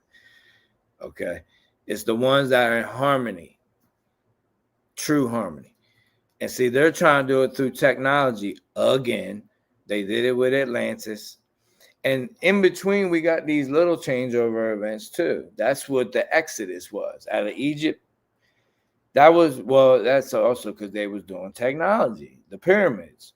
The Great Pyramids, they mess with time. They literally ripped the freaking time in half. And they still access time and stuff. You see it with the Mandela effect and all that. But they're just some fun dummies. 88 miles per hour. There's some fun dummies. There's nothing they can do. They're stuck. So that's why they do their best to have their heaven here. But they can only have their heaven here if someone is having hell here, because it's hot, cold, positive, negative. If it's not in harmony and we all aren't equal, then somebody's paying for the other person. That's called preying on someone. That's why they teach you how to pray. Please let me get this job. Please let me, please don't let me go to jail. Please don't let me OD. Please, I promise I'll never do a drug again in my life. I promise. Next day, you doing the drugs. Next, you didn't go to jail. Next day, you doing the same thing. Got in that situation. Please don't let me have no disease. Please. Come back, you clean. Now you back out there whoring around. But you won't blame it on the devil or the demiurge or Yada Bayoff or the God of this world. No, you're the God and Goddess of you and I verse. It's just you and I. We here experiencing it together. And that is where it's going. But along the way, you got a lot of people that's coming with these psyops and stuff. And then you got the leeches that's trying to hold on to you by the skin on it, by your coattail. Please don't leave the church. We need you. Yeah, I bet you do, Cadillac man. I'm here trying to get all my children packed in one vehicle. You riding up in caddies and three-piece suits and stuff. What? I bet you don't want us to leave the Ra Legion, because you're living your heaven here. So what's going to happen is it's all going to go back to harmony for about 1,200 years. And they say Satan is bound for 1,000 years. Why? Why isn't Satan dead? If he's so evil, why is he only bound for 1,000 years? Because it's time. It's Saturn. They're telling you there's no time. There's no way to keep time. You're not seeing no stars. There's no night. There's no moon. There's no sun focal point coming up. Well, that's one more day. There's no time. It's always now. That's why you're practicing now. That's what all these teachings are about, to get you to remember you're an eternal soul, even though when you're in time, it's an illusion. Because you're looking at your body in the mirror, man. I'm getting old, man. I got wrinkles, my teeth, this, that, my leg hurt. That's not you, beloved. That's your vehicle. It got 300,000 miles on it. What do you expect? Like, it is what it is. That's not you. You're not that truck out there. When you get in your truck and the engine start riding a little rough or something, you don't go, man, dang, man, gosh, man, I ain't gonna make it. That's not you. How many different vehicles have you had? Every time you got a flat tire or something, it was so inconvenient. If the car broke down, transmission went, it was a headache. It was horrible. Guess what? You're here now, and you probably has 3 different vehicles since then. So what? This is just one vehicle. This is it. It's not really you. So start practicing for the eternal soul that you are now, and remember who and what you are. It's not about Ra Legion. People got these cop-out excuses like, yeah, but I would rather live, for Jesus and live a decent life, and then get up there and find out that it wasn't true. First of all, get up where? Where are you talking about getting up to? Get up where? You've been indoctrinated, think you finna go somewhere and it's going to be a trial. You finna go on trial. Brother, sister, we family. We not holding no trials. We having a barbecue. We're having a reunion. Ain't nobody going on trial. We love you. We forgive you. We all fell short of what you are told and indoctrinated to think is perfection. But really you didn't, because you are perfection. You're a piece of the all, and the all is perfection. You just here right now, because the all can't be the all if the all doesn't know what it feels like not to know it's the all. That's what you're doing right now. You're experiencing what it feels like to have to remember, oh, snap. Oh, wait a second. I am like, I'm not no human being that's finna be here. This is a prison planet. I'm gonna be coming back forever. It's archons here that's gonna get me. Saturn Moon Matrix got me. I can't leave. They're gonna be waiting. The white light. Man, you got all. It's what you say goes. You have the word of God. You are it. You're the vibration. You are it. So nothing can do anything to you unless you allow it and agree with it. And they have to do that through what? Deception, illusion, ill use of ions, atoms and eves, electrons, neutrons. Okay? The cathode, the anode, the Catholic Church, and the Anunnaki. One of them coming back to save me. If I'm on the cathode,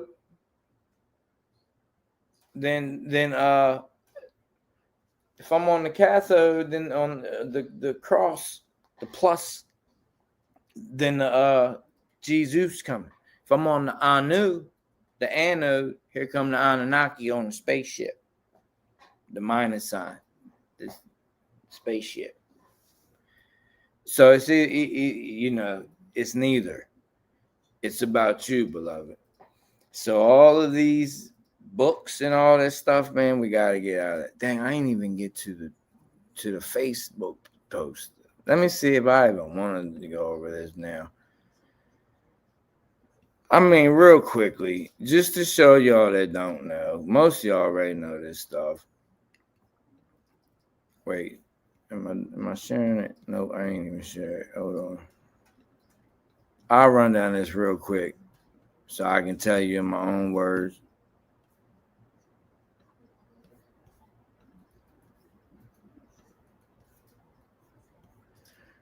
All right.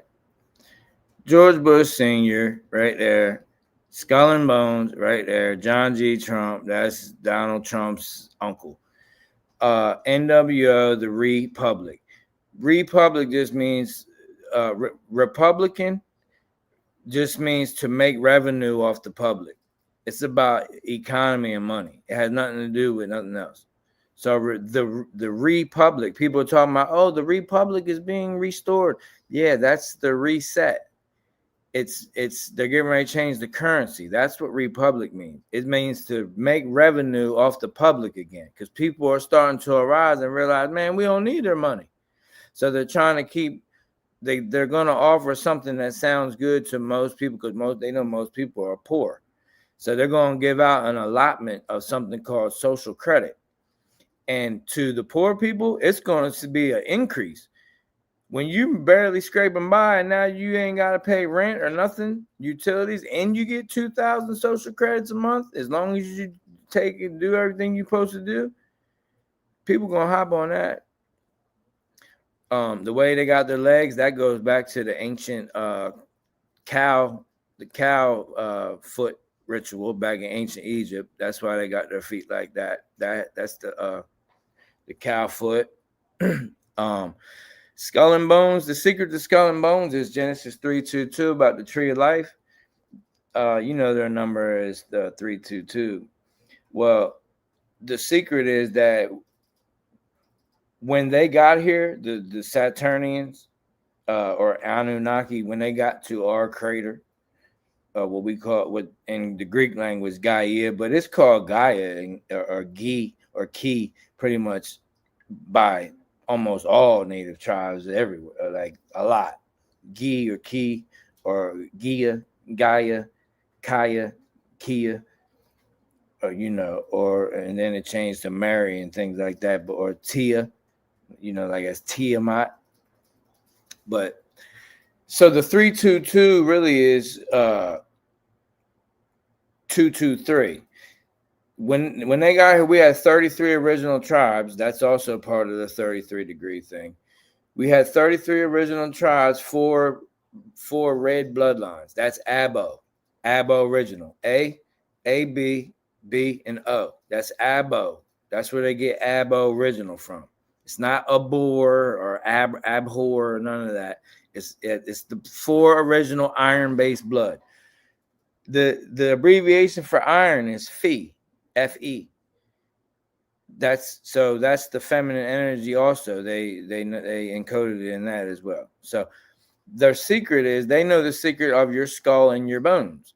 That the 33 original tribes, we're only separated by 223 genes. All of us, no matter what color you are, no matter what skin color you got, what color your eyes, what texture your hair is, all of us red-blooded people are only separated by 223 genes. That's their secret. They've been knew that. Tree of life. All right. Genesis 3:22 as well. This is John G. Trump standing with him. You can see working on some MK Ultra weirdo stuff over here. And it says right here, he was an electrical engineer, inventor, and a teacher who designed high voltage generators and pioneered their use in cancer treatment and nuclear science. Well, let me tell you something. There was no such thing as cancer until they did the small POX snake bite. That was when the first. After that was the first real cancer documentation. After they did the smallpox Jabberwocky. So this guy basically got the knowledge of like Tartarian technologies. Basically what they're saying. Nuclear science is another word for etheric science. So he knows the ether is what they're telling you.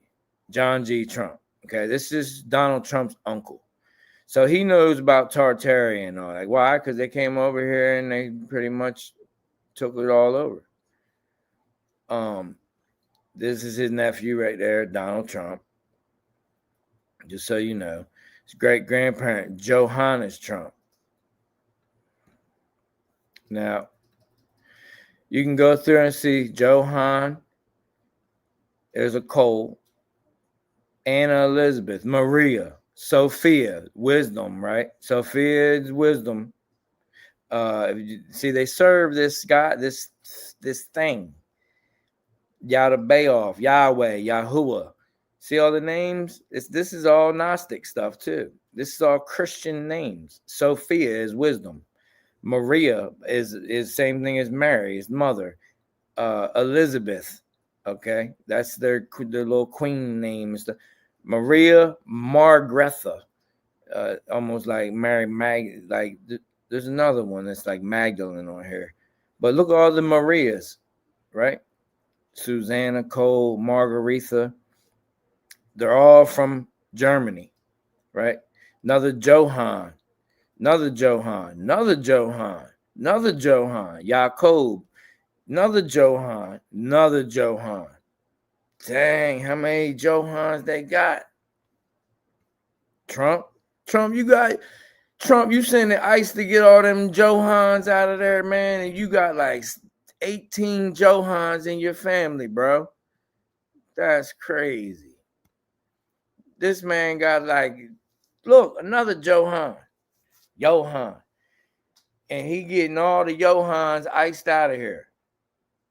That's insane. Somebody need to put this on somewhere where somebody can see it. So when we go back far enough, we see now we're talking about like Trump's great grandmother, Anna Otilia Rodenroth. Well, Roden means red and Roth means red. That means red. Well, what color is Trump? He's freaking red. His hair is red, it's orange, and he's red and all that. But they're blue bloods. See? That's the psyop. Everything they say is red. Rothschild means the shield of the red shield. Right? Roth is red. It's Roth's with an S child. So it's shield. It's with an S. Roth's shield, not child. So it's all red. And that's the story telling you that Adama is the red man, is like the chosen, like that's that whole story. It's beings that they cloned, basically. They started messing with the DNA. And that's what that is. And it's documented in the Sumerian tablets. So anyway, daughter of Michael Bogan. Bogan means wild man in most places. Anna Schwaben. All right, now we get into the Schwabs.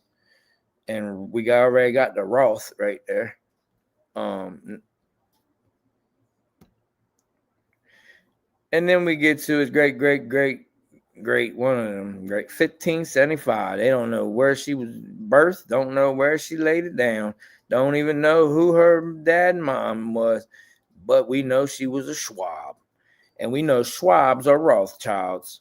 And we know Klaus Schwab Rothschild is over there playing the game, and they was doing theater, and Trump was acting like he was going against them and acting like he's against, I don't even remember what them people are called. What is that? I don't even care. With Noah Harari and all that, and Trump's calling them the deep state, and we got to get the deep state out of here. Meanwhile, it's all psyop. They're literally doing everything they want to do right in front of you now, and there's people sitting back like, you just sit back and watch. The white hats are here. He's restoring the public. They're giving us back the land, all the indigenous people. What do you think they who told you? Who told you? Oh, I heard it off this month. Who told you? Well, Trump, who told you? Well, this starseed named Golden Flower, who told you? If someone told you, then you didn't tell you. That means you don't know. That means you going off what somebody told you. They're giving back the land. Yeah, he's giving it. He's clearing out all the police everywhere. He's sending the National Guard and this and that and da. Who told you? A starseed, I don't know. So, like what? Who?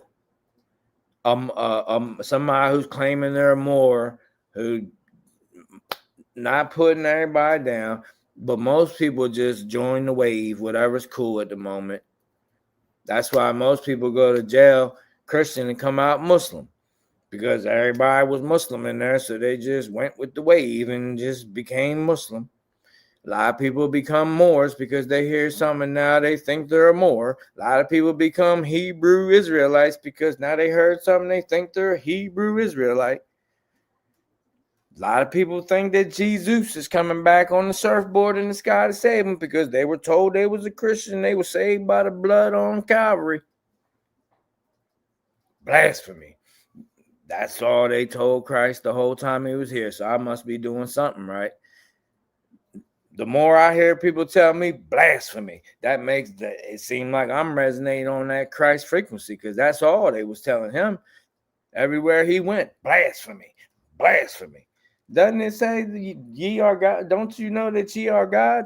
Blasphemy. He healed on the Shabbat on Saturn day. Well, I wasn't made for Saturn. Saturn was made for me. Blasphemy. seems like the people that think they're following Christ really aren't following Christ. They're following a book. They don't even know who wrote it.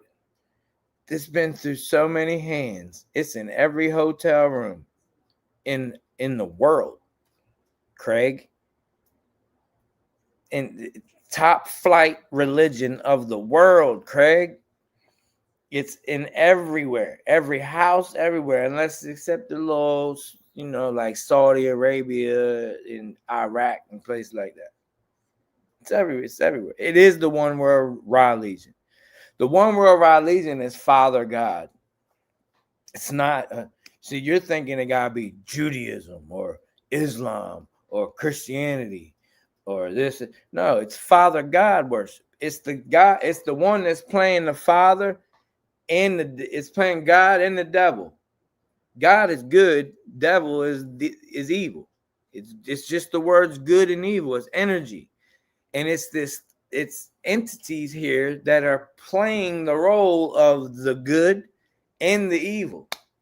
That's duality. That's Cainable system. Democrat, Republican, hot, cold, black, white.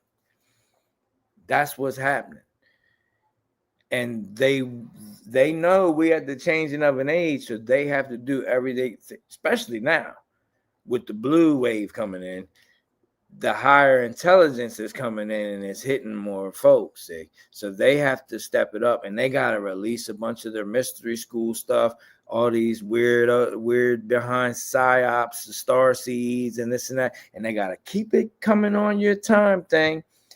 But it's based on you, though, because they listen to every conversation you have, even when your phone you're not on. So they're going to tailor make your psyop.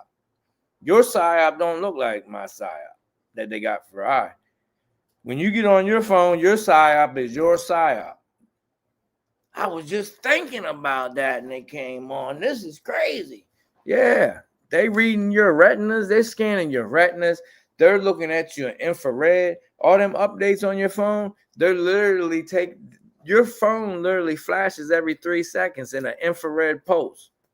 It can be seen on night vision ring cameras. It flashes every 3 seconds in an infrared spectrum because the infrared is so low you don't see it. It's called ELF, extremely low frequency. So it's an ELF picture, extremely low frequency. Every 3 seconds they scanning you. They can literally see what your aura, kind of, and they guess. They got AI guessing where you're resonating at. They're monitoring your heat. They're monitoring all of that, your heat signature, all of that. One soul, one eternal soul here that truly remembers who they are is more dangerous to them than a whole freaking army in Russia. A soul that can't be bought out, can't be traumatized before they remember who they are and make them give up before they truly remember who they are. A soul that can't be bought, can't be compromised by material, and can't be traumatized to the point of giving up before they remember who they are. That is the most dangerous thing to them here, is you remember who you really are. And they try to stop it through religion. Religion is just like the V word, the original ones, not the MR, not the new the nanobot ones. I'm talking about the original. Religion is to give you a little bit of the real thing, so you build up antibodies in you to stop you from getting the real thing. So religion is actually to give you a little bit of the real Christ, so you build up anti-Christ that will fight off when the real Christ comes and tells you you're the Christ. What are you doing, man? Nah, Jesus died for me, man. On my own, that's evil. Stay away from me with that. You better take yours, man. Did you take yours? You're one of them? Oh, man, you're evil. You're on that new age stuff, man.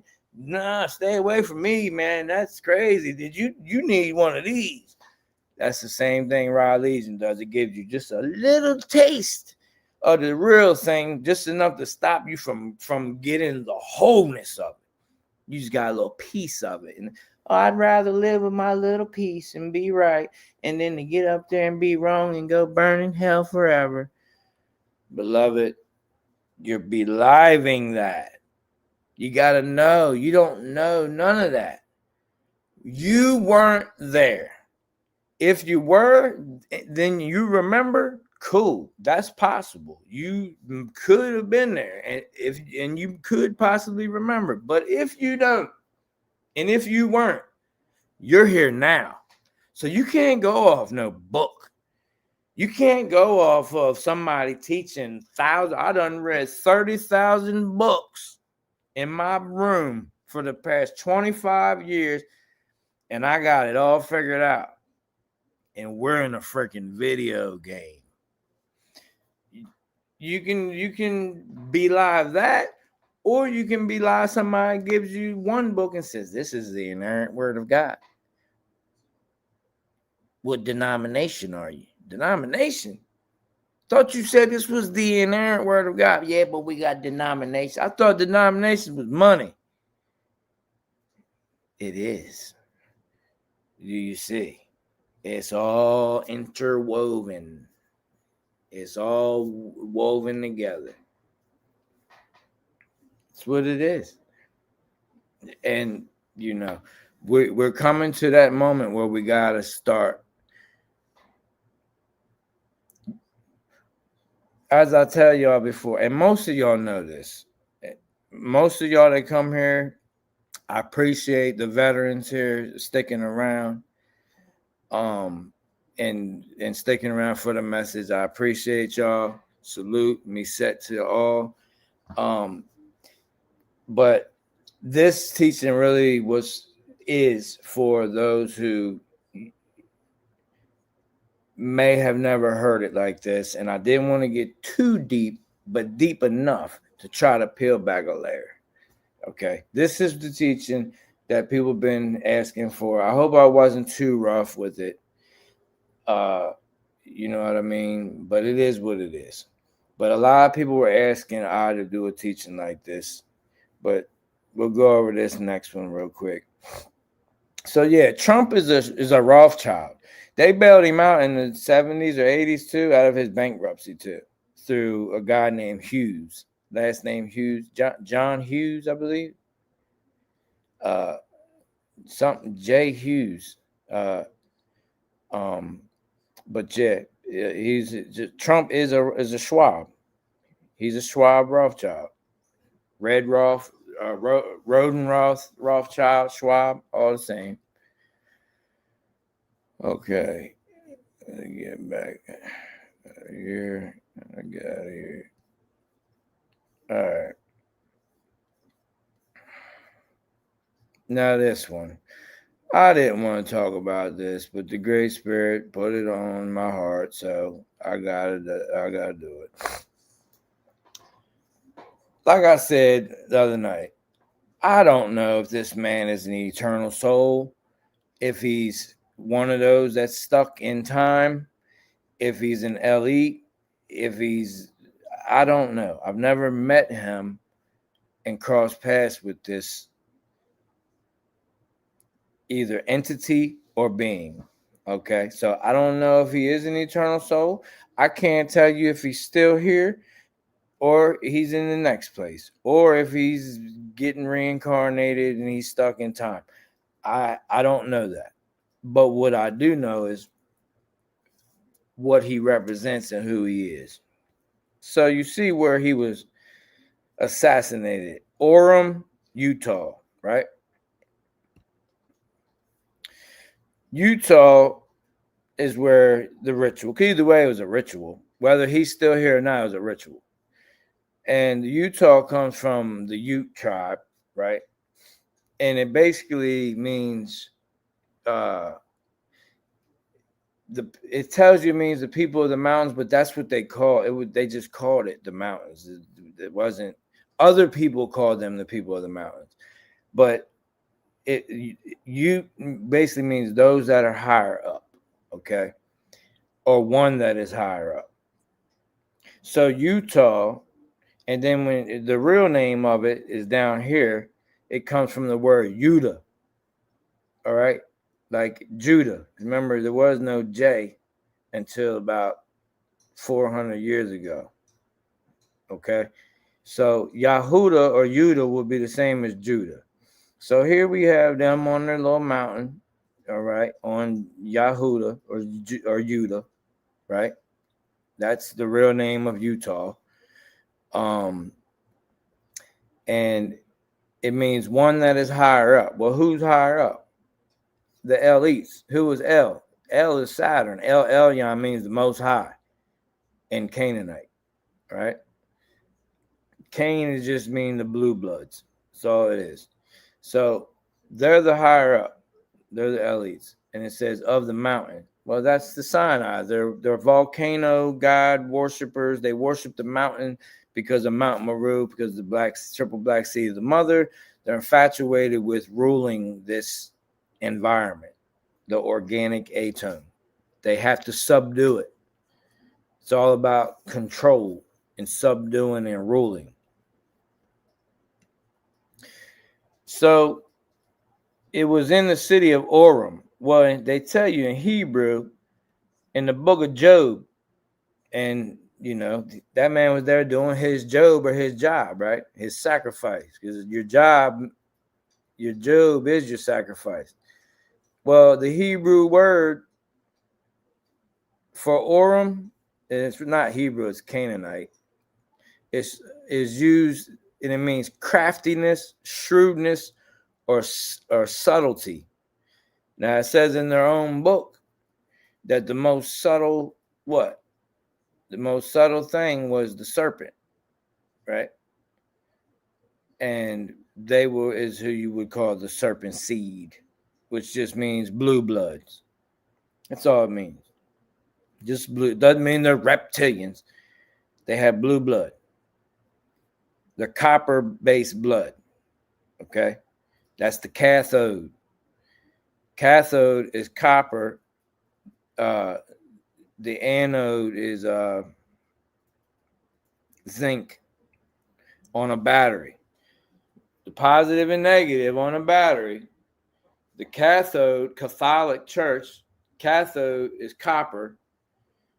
The anode is zinc. Okay, that's the elements that make it. So they're just copper-based blue bloods. Now that's what Orem means. Orem, Utah. Okay. So the subtlety in Yahuda, Judah. Charles James Kirk, right here. This is his page. Media.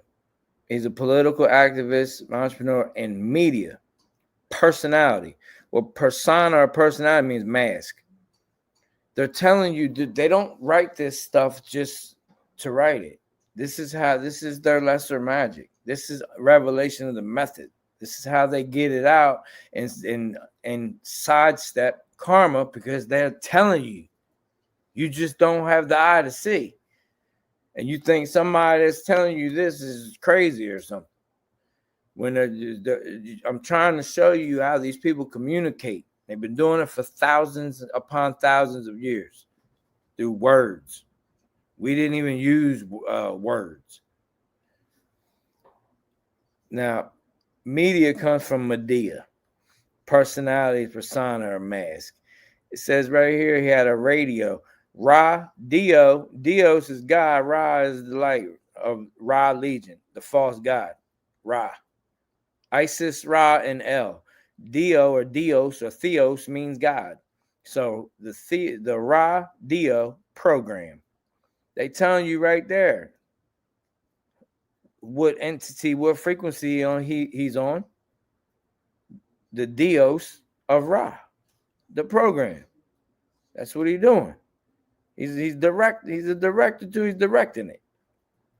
One of the most prominent voices of the MAGA, the maggot movement. And he's an icon. Well, listen to the word. Icon. He's a con. He's a con man. So media etymology. The word comes from medium. Yes, just like a medium, like in the Bible, that he goes around preaching and going against people at every college and all that, and he tells everybody how wrong everybody is and casts stones and throws stones at everyone. He got a whole bucket of stones and he's just chucking them into the crowd. Well, he's playing a medium, and his own book says that right there is witchcraft. To be part of the media, he's a medium. Okay, that's witchcraft. By his own standard in his own book, he's playing the middleman between two entities and beings. Okay, that's what he's doing. He's a medium. It was first applied to the agencies of communication in the 1920s. Agencies, the only thing agencies have is agents. So for you to be in the media, you have to be an agent. So he's an agent. Point blank, period. Latin origin. The word media is the neuter plural form of the Latin adjective medius, meaning middle. Medium as an agency. It says an intervening agency, means, or instrument.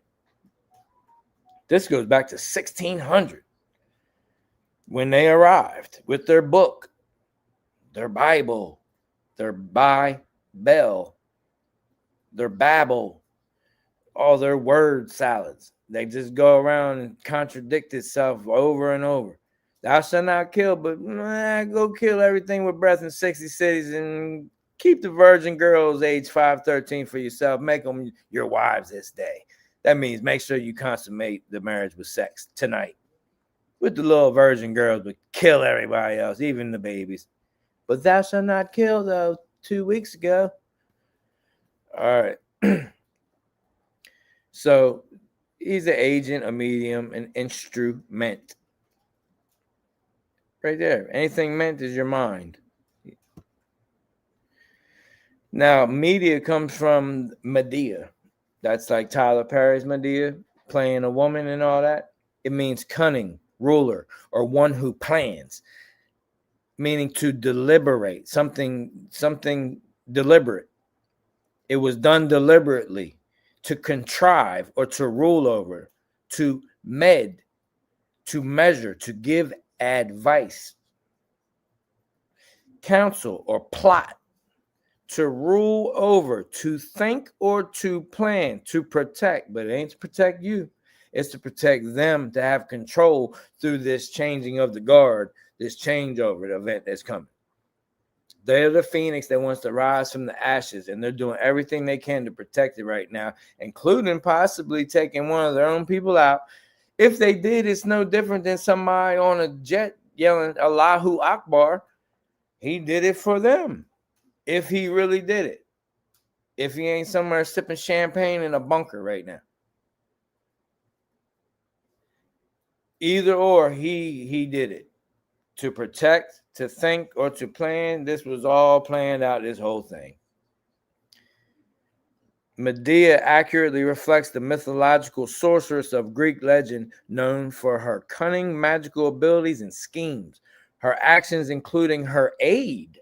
So she comes with aid first. Here, everyone, I'm trying to help the Christian community. I'm with Donald J. Trump. Make America great again. We're giving the land back. We're getting all the immigrants out of here. Good old boy days is coming. Okay. So she comes with her aid and later her vengeful acts. And it all stems from the cunning and planning. Now, archon. This is a word used in their own Bible for their own people. You just don't know it like that because you've been told some old super spookified version of some alien bloodsucker that's hovering above you, like the Predator or something. No, these are people that are out here in bodies, just like you. The sworn oath of the Archon to defend and promote the Orthodox Church faith in what? Tradition? Was a tradition? Traditions of man. That means they ain't even following the true origin of eternal soul, life, light, and rest. They're following their own traditions. And it says right in their book not to do that. That's traditions of men. Right here, they got to swear an oath. His main concern is to protect and promote the Holy Patriarch. Now it says patriarchate, but it's the patriarch and the patriarch's mission. What is in jeopardy right now? The distorted masculine. That is falling. The rise of the sacred feminine is rising. Does that mean the sacred feminine is going to pass the sacred masculine? No. It's not about rulership. The sacred feminine is not here to rule. It's here to be the scales of my eye. Harmony. She is love. She is balance. She's your mother. Your mother don't want to rule over you. Okay? It's harmony. It's green. It's the heart. All right. So their job as a archon is to maintain the distorted masculine energy of the church. And they are dedicated to the role and are extensively reviewed during consideration for this role. And they have to demonstrate commitment for the betterment of the church. And they have to have commitment to the parish diocese and the arch diocese. There's that arch. Arch is arc. It's same thing. Like archon. That's where arch comes from. The archangels. It's the archons. So Charles is his real name. Charles, what's his last name? Kirk. Charles literally says L's arc. It's like even his name is L's arc. L is Saturn. This man's first name is L's arc. L's archon. Everyone knows L Saturn. He was flying this flag and he was at the Wailing Wall, had a small hat on and all that. Okay.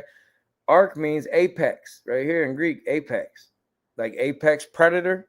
That's the only predators prey. They prey on you. It means to rule and to begin. We had a changeover event, so it's about to begin again. That's why they need the new world order, the NWO. The first shall be last, the last shall be first. That's where we're at with it. That's what they're doing, right? That's what all this is about. They know it's about to begin and they have to rule or they're going to lose. They have to own the moment now. They have to own now so they can try to win or think they won through their NWO. But now you know. So now you won. And really, it's when I say one, I'm not insinuating that we're like battling. You simply win by not playing anymore. It's like a casino. You don't win at the casino. Ka means spirit. Sin. Sino is sin. Sin. O is the heart of the earth. It's the circle of the mother. Casino is the place of spiritual sin. The space. The place of spiritual sin in the womb of the Great Mother is what casino means. You don't win at a casino. You win by not going. Same thing with this stuff. You win by not messing with it. And that moment has come where you're approaching the split in the road where you can't keep going, skipping, thinking, I know all this, but I still like my cell phone and I like this and that. Well, if you like it that much, then you better get the information on how to make it yourself. If you like electricity like that, you better learn how now, or someone in your family learn now how to like make sure you guys have electricity. It's not hard. There's many ways It's countless ways for you to remain with everything you have. See, that's why they promote these homesteads, to make you think that it's like you gotta be shoveling horse poop all day, and you gotta be Amish or something with no electricity, no nothing, because they want you to think you gotta give it all up. You don't got. You have authority. If you will to have a TV and watch some old DVD or whatever, you can do that. You just can't rely on them anymore. It's a lie. It's a lie again. Every time you go back, you're lying. You're going into the lie again. Relying on them.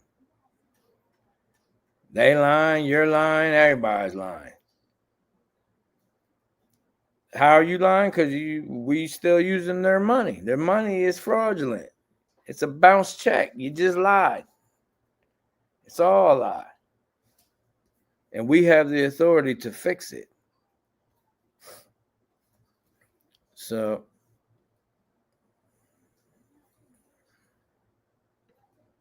all right. And you see it's all archons, all related to the monarch, one ruler, hierarchy, system of rule, anarchy, lack of a ruler. In ancient Athens, the archons were the chief magistrates who held significant civil and judicial power. Same thing as today. You want to know who the archons are? They're who you see. They're not freaking floating around. Okay, this goes back thousands of years. All right. The term can also refer to any ruler, leader, or even a senior official. L's Arc, Charles. That's a coincidence. The name Charles comes from King Charlemagne of the Franks. Go look him up. It means free man. Why does it mean free man? Why would they be called free man if they ain't never been slaves and they always got slaves? Because they're the only ones here that are truly free. It's 1% of them got 99% of us slaves. That's why their names, it means free man. Charles. L's archons are free men here. Because we gave our authority up. Or we didn't really give it up. We're just not using it. We're not proclaiming it. We're not declaring it. We're not decreeing it. We didn't give it up. We're just not using it. We're not utilizing it. We're not, declaring what it is. So yeah, Charles comes from Charlemagne. And this is just some more of you. I'm not going to go too much through all of this, but it comes from the Germanic word. All go back to Germany. Carlas. Well, Carlas has arc on it right there. Archos. All right. It's always got arc in it, like archons. Now, Kirk means Cersei, and it means church, and it means circus, and it means circle. Okay. So what you just witnessed was a big old circus. And this goes back to the 14th century. And it was unroofed enclosures. So it means like a little tent, like where he was sitting when it happened, outside and all that. And they said where he was sitting actually had some kind of pentagram thing set up, and it was a circle around it. I don't know. I don't really do this. This is not my cup of tea. This was just placed on my heart. I care about everyone, but I don't care. I despise this kind of stuff. I don't care about it. But it was, it was placed on my heart. This is for someone. Unroofed enclosures, open just like where he was at. And it comes from ancient Rome, and it comes from the Latin circus, meaning ring. Okay, like the rings of Saturn, or the bound god, Abaddon, Apollyon, Apollo.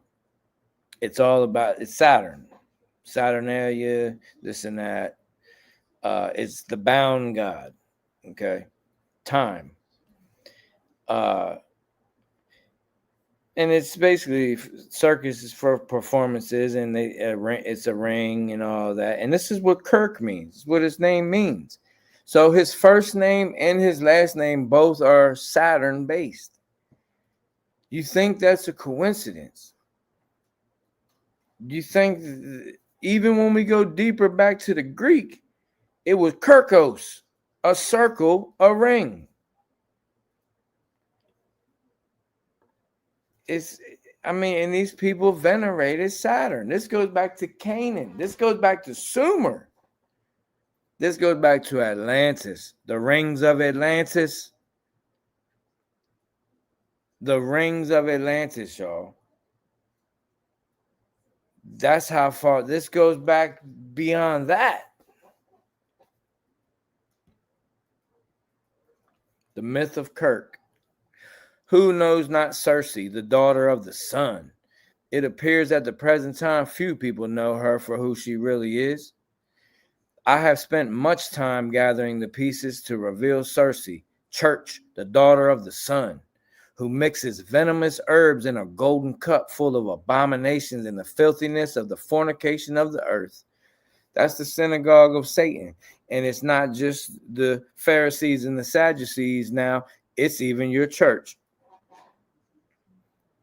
They don't even know. I'm not saying everybody at the church up there is evil.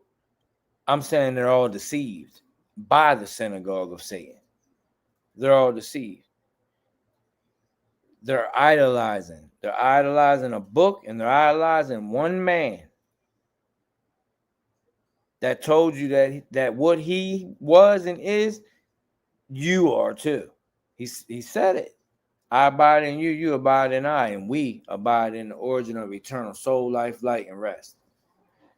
How much more can he say, man, I'm you and you're me? Doggone it. If is that that's the same thing as me saying that to you right now.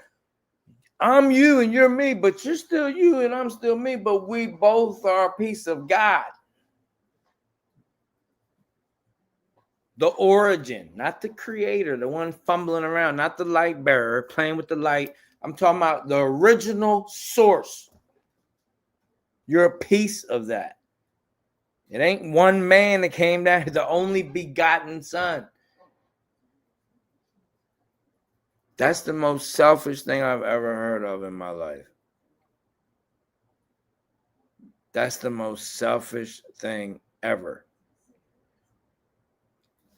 If you're in the third dimension and you are love and you know that that's selfish, and then somebody religious say it wasn't selfish. He killed his only son. He sacrificed his only son for you. That's how much he loves you. That don't make no sense. That don't make no sense. Why would he have to kill his son to show that he loved us? If he loved us, it's through action. It's through love, not murdering someone. I don't show my son how much I love him by doing like smacking the crap out of his brother. Like, I love you this much, son. Watch this. I got him, didn't I? That's how insane that sounds. He loved the world so much. He said he hated the world. In the last testament, he hated them. He took them out. He's burning up whole cities. He hating people. He's for like despising even made people. That's because that's coming from the Sumerian tablets. Enlil, story of Enlil. That's Yahweh. That's Yahuwah. So the Greek Kirk became Circe, and the Anglo-Saxon, which became church or churchy in church Latin, who finally manifested in full glory as the word church, daughter of the sun, a woman who had the power to turn men into animals. That means operating from the ego. Ego pata, Egypt. Operating as animals, using all the secret mystery knowledge to keep you like a sheeple, goyim cattle, livestock getting traded on the stock market, literally getting traded. There ain't the money isn't backed by anything except you and ignorance, an agreement you've made. Yeah, a two, that shape is a 2 and that shape is a 0 together. That's 20. It's on a green paper with a mushroom head, man. It's got to be worth something. I agree. This is $20. Milk is $8. I agree. Here, I go up here and work and bust my butt and covered with sweat, and I come home sore every day for $25 an hour, and I'm away from my family, my children for my whole life. I'm exhausted. I come home and eat and rest and maybe have an hour conversation. I agree. Yeah, I gotta keep the lights on because I love them so much. I mean, I have to do this. I agree. The whole world is an agreement you've made, beloved. It's time to cut the ties. Come out from among them. Separate yourselves. The name Church Circe, the Great Whore, is currently used to refer to almost all Christian assemblies. The word church is literally the Circe, the Great Whore. And Circe was buried on Pharmacusae, where the pharmakia, sorcery.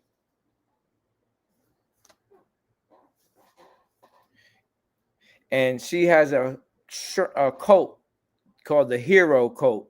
The word hero comes from Heru. Heru is Horus, who is the father and the son combined. That's Horus and Osiris, or Heru and Osar, or the Sars, the Zars, the Khazars, the Caesars, the Zars, the Alistars, and all the stars and the Zars. That's Alistair Crowley, putting the X up, and Osiris and Asar and Horus. Its hero is Heru. The Greeks turned it to Chi-Ro, and then the Latin, it got turned to Christos, and now today it's to Christ.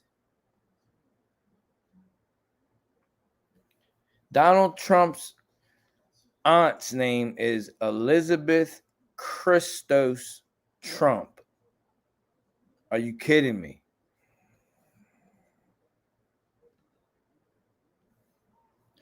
The book of Revelation includes references to this goddess Circe. She's described as the great whore who sits on many waters and 7 hills. Well, guess what 7 hills is? That's Rome.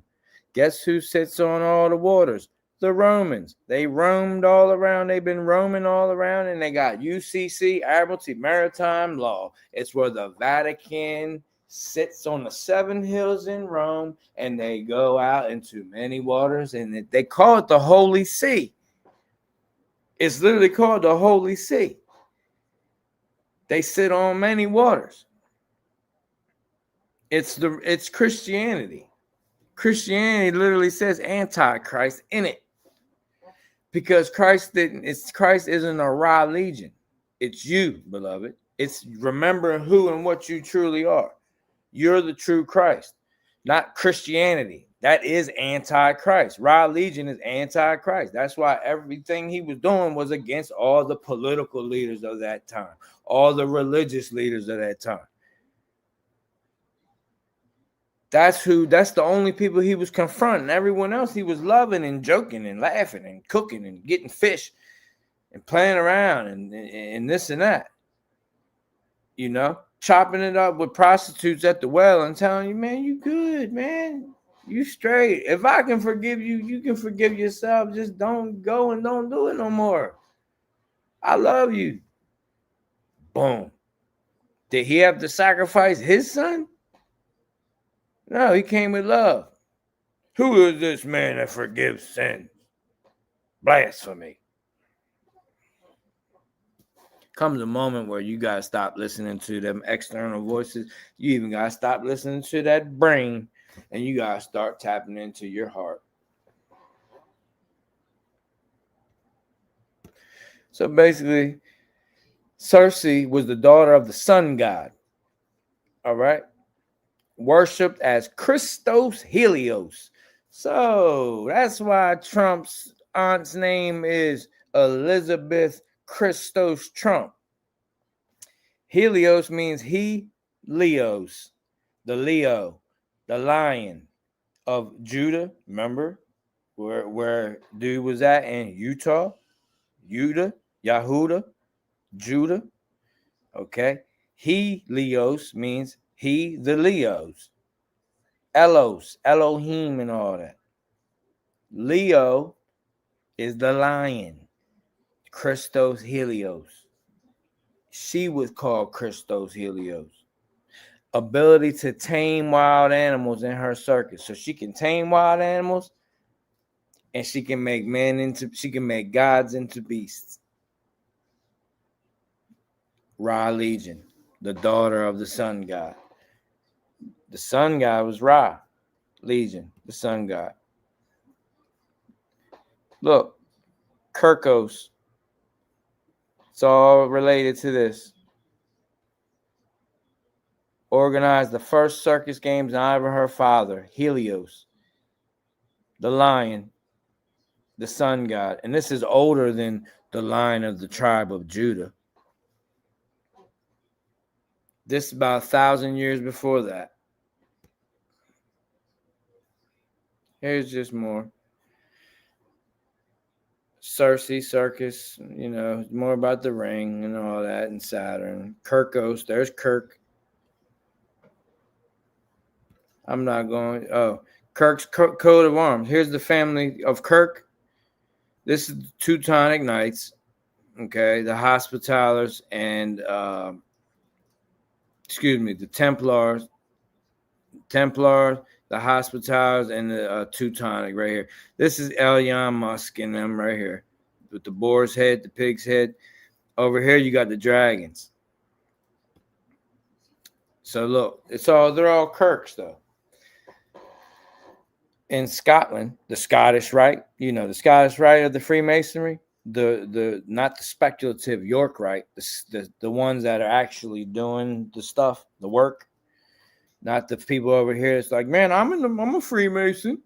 They're not doing nothing evil. All you gotta do is believe in a God, any God, and you're accepted. Yeah, you're not even in the freaking on the totem pole yet.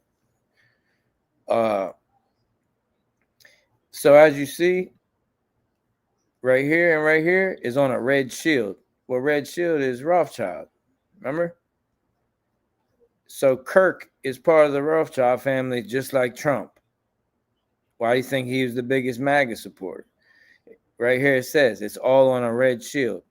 Red shield is Rothschild. During the reign of King John, known as Lackland. He lacked land and he went and got it. And this sword right here is the same thing as the old Egyptian, the X, the Osiris, the crook, and the flail. They just changed it up. It's the symbol for the archons, the crook and the flail. Patrick Kirk, chief, which means archon, all on a red shield, which means Rothschild. Servants of the Demiurge, blazon, a chevron, it's up here. Right here. Dovetailed ermine on a chief, which is an archon, or 3 dragons' heads. Right here. 1, 2, 3. Erased of the first, crest, out of the battlements of a tower of a demi-dragon. Right here. That's the demiurge. That's who they serve. It's Helios. It's the lion and the dragon. That's Quetzalcoatl. The plumed serpent, it's the serpent and the dragon. It's the face of the lion and the tail of a snake. It's playing God, good, and the devil, evil. Demi. It's half demiurge, demerge, to split up, to divide. This is the demi-dragon. This is the Kirk family crest. And their motto on here is for Kirk and King. And then this is for related to Elyon and them, Musk. They have a boar's head, the pigs, swine, and just some more meanings of what it really means. In the Greek, Kain is also where the word church and kirk and Kyrie or Kyristos. In Greek, it's also Kain, Cain, Enki, Kayain. It's all the same thing. Also, the Greek Kyriakin, Kyrios means ruler, like Kyrios. It's also related to Saturn, ruler or lord, landlord. Greek Kyriakon, like archon. It can also be word Karakin, like the Kraken, the Drago, the Leviathan, or the Lord. It's been worshipped by Christians since 300 AD by that name.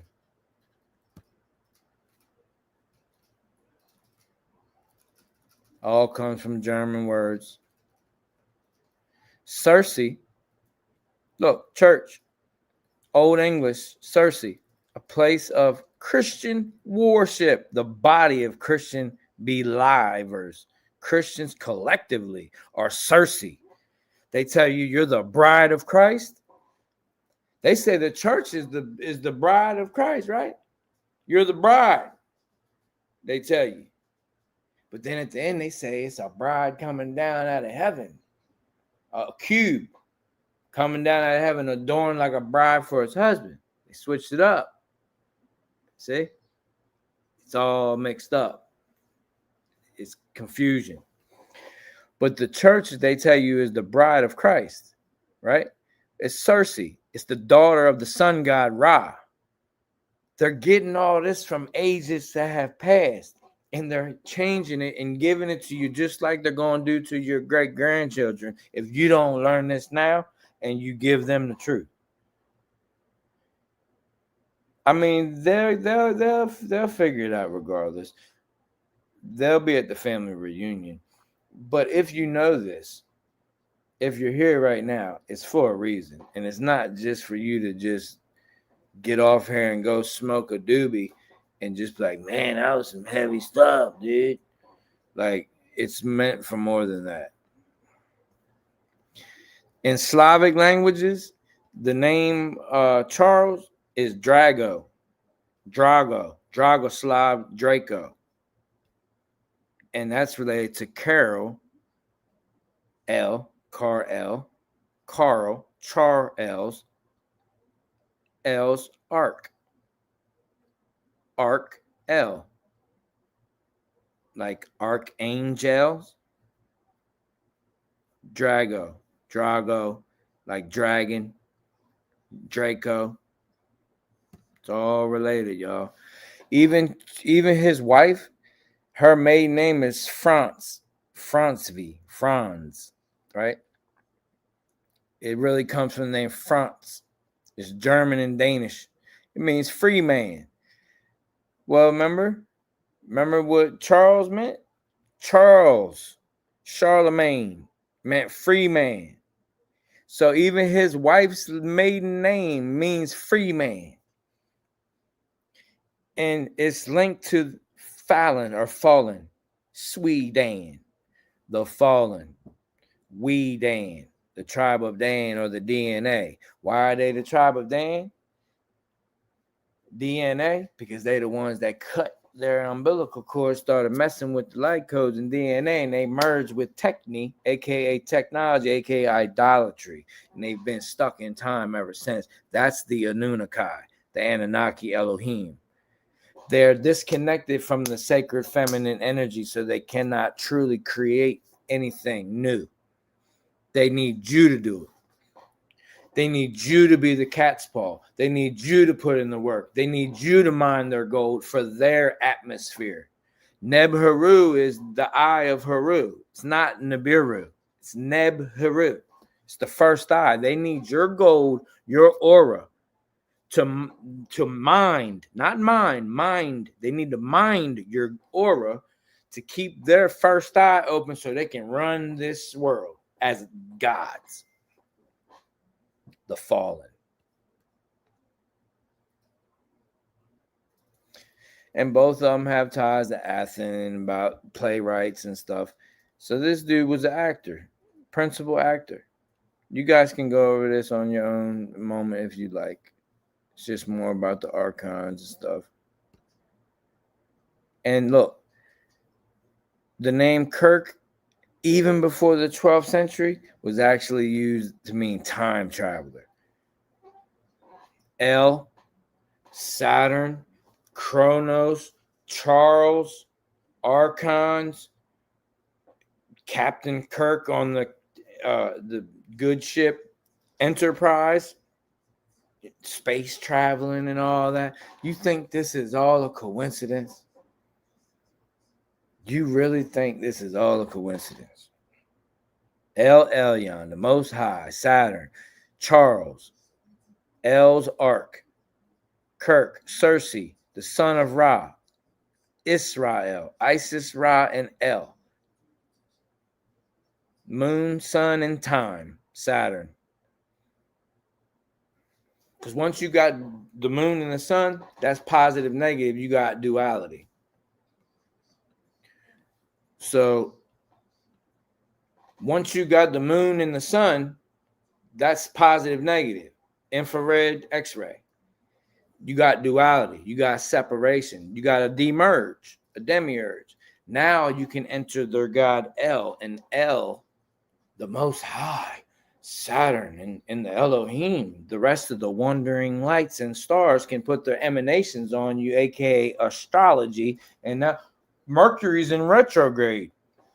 Oh no, I better not do a business deal. And you're worshiping the lights above, Shemaya, her illusion. It all comes from this. You create polarity, duality, hot, cold, red, blue, black, white, him, her, split up you either gotta be all the way tough guy, or you gotta be a woman that's you can't be balanced. You can't have the sacred feminine and sacred masculine. It's something weird with that, right? No, that's called remerge. It's when the two become one. It's actually in it used to be called the hidden gospel of Thomas, but people know it now, the gospel of Thomas. It's in there. It says until you drop your clothes and have no shame. They ain't talking about this clothes. They're talking about your skin, these suits. That's when you really will, realize. But you can do it now, beloved. They install duality, and here come their God, their father God that's playing God and the devil. Enough is enough. Stop falling for the okie doke. That's 3 hours of teaching right there. I hope and through the grace of spirit, I send this off with love, authentic love, and I know that it's going to touch who it's supposed to touch and help who it's supposed to help. Whether it's one or two people, it is what it is. It was placed on my heart to do this teachings. That's 3 hours right there, folks. I think that's about it. I appreciate y'all. Brother Rick, I seen you in the chat, man. I appreciate you. I think I seen Sister Monica. I know Prairie Goat Mama said she was going to be here. I haven't really been looking in the chat. I did see Brother Rick mention the Rebuttal Bar, and that's one of Brother London's channels. Also KJV. You guys, he will be on. I've been in contact with him. We're supposed to do it this past strong end, but I just got too much going on with a lot going on, like out here. So, but he will be on. It's going to be an amazing show because this is a brother that really nobody knows. Like how I am, how really not a lot of people know about I like that. Like they do. They like the guys with the bigger, 200, 300, 400K, they know. They even come over here. I didn't even know I could look. Let me tell y'all something. They probably going to unsub now when I say this. I didn't know that I could like see who was subbed. And you wouldn't believe some of the big channels that are subbed over here and they're watching these videos. They're over here watching the videos and I don't know what they're doing with the knowledge. I don't care. It's knowledge. Take it. Just I would recommend give and receive. So however you're going to do it, keep that balance. I can't tell you how to do that, but I can recommend keep that give and receive.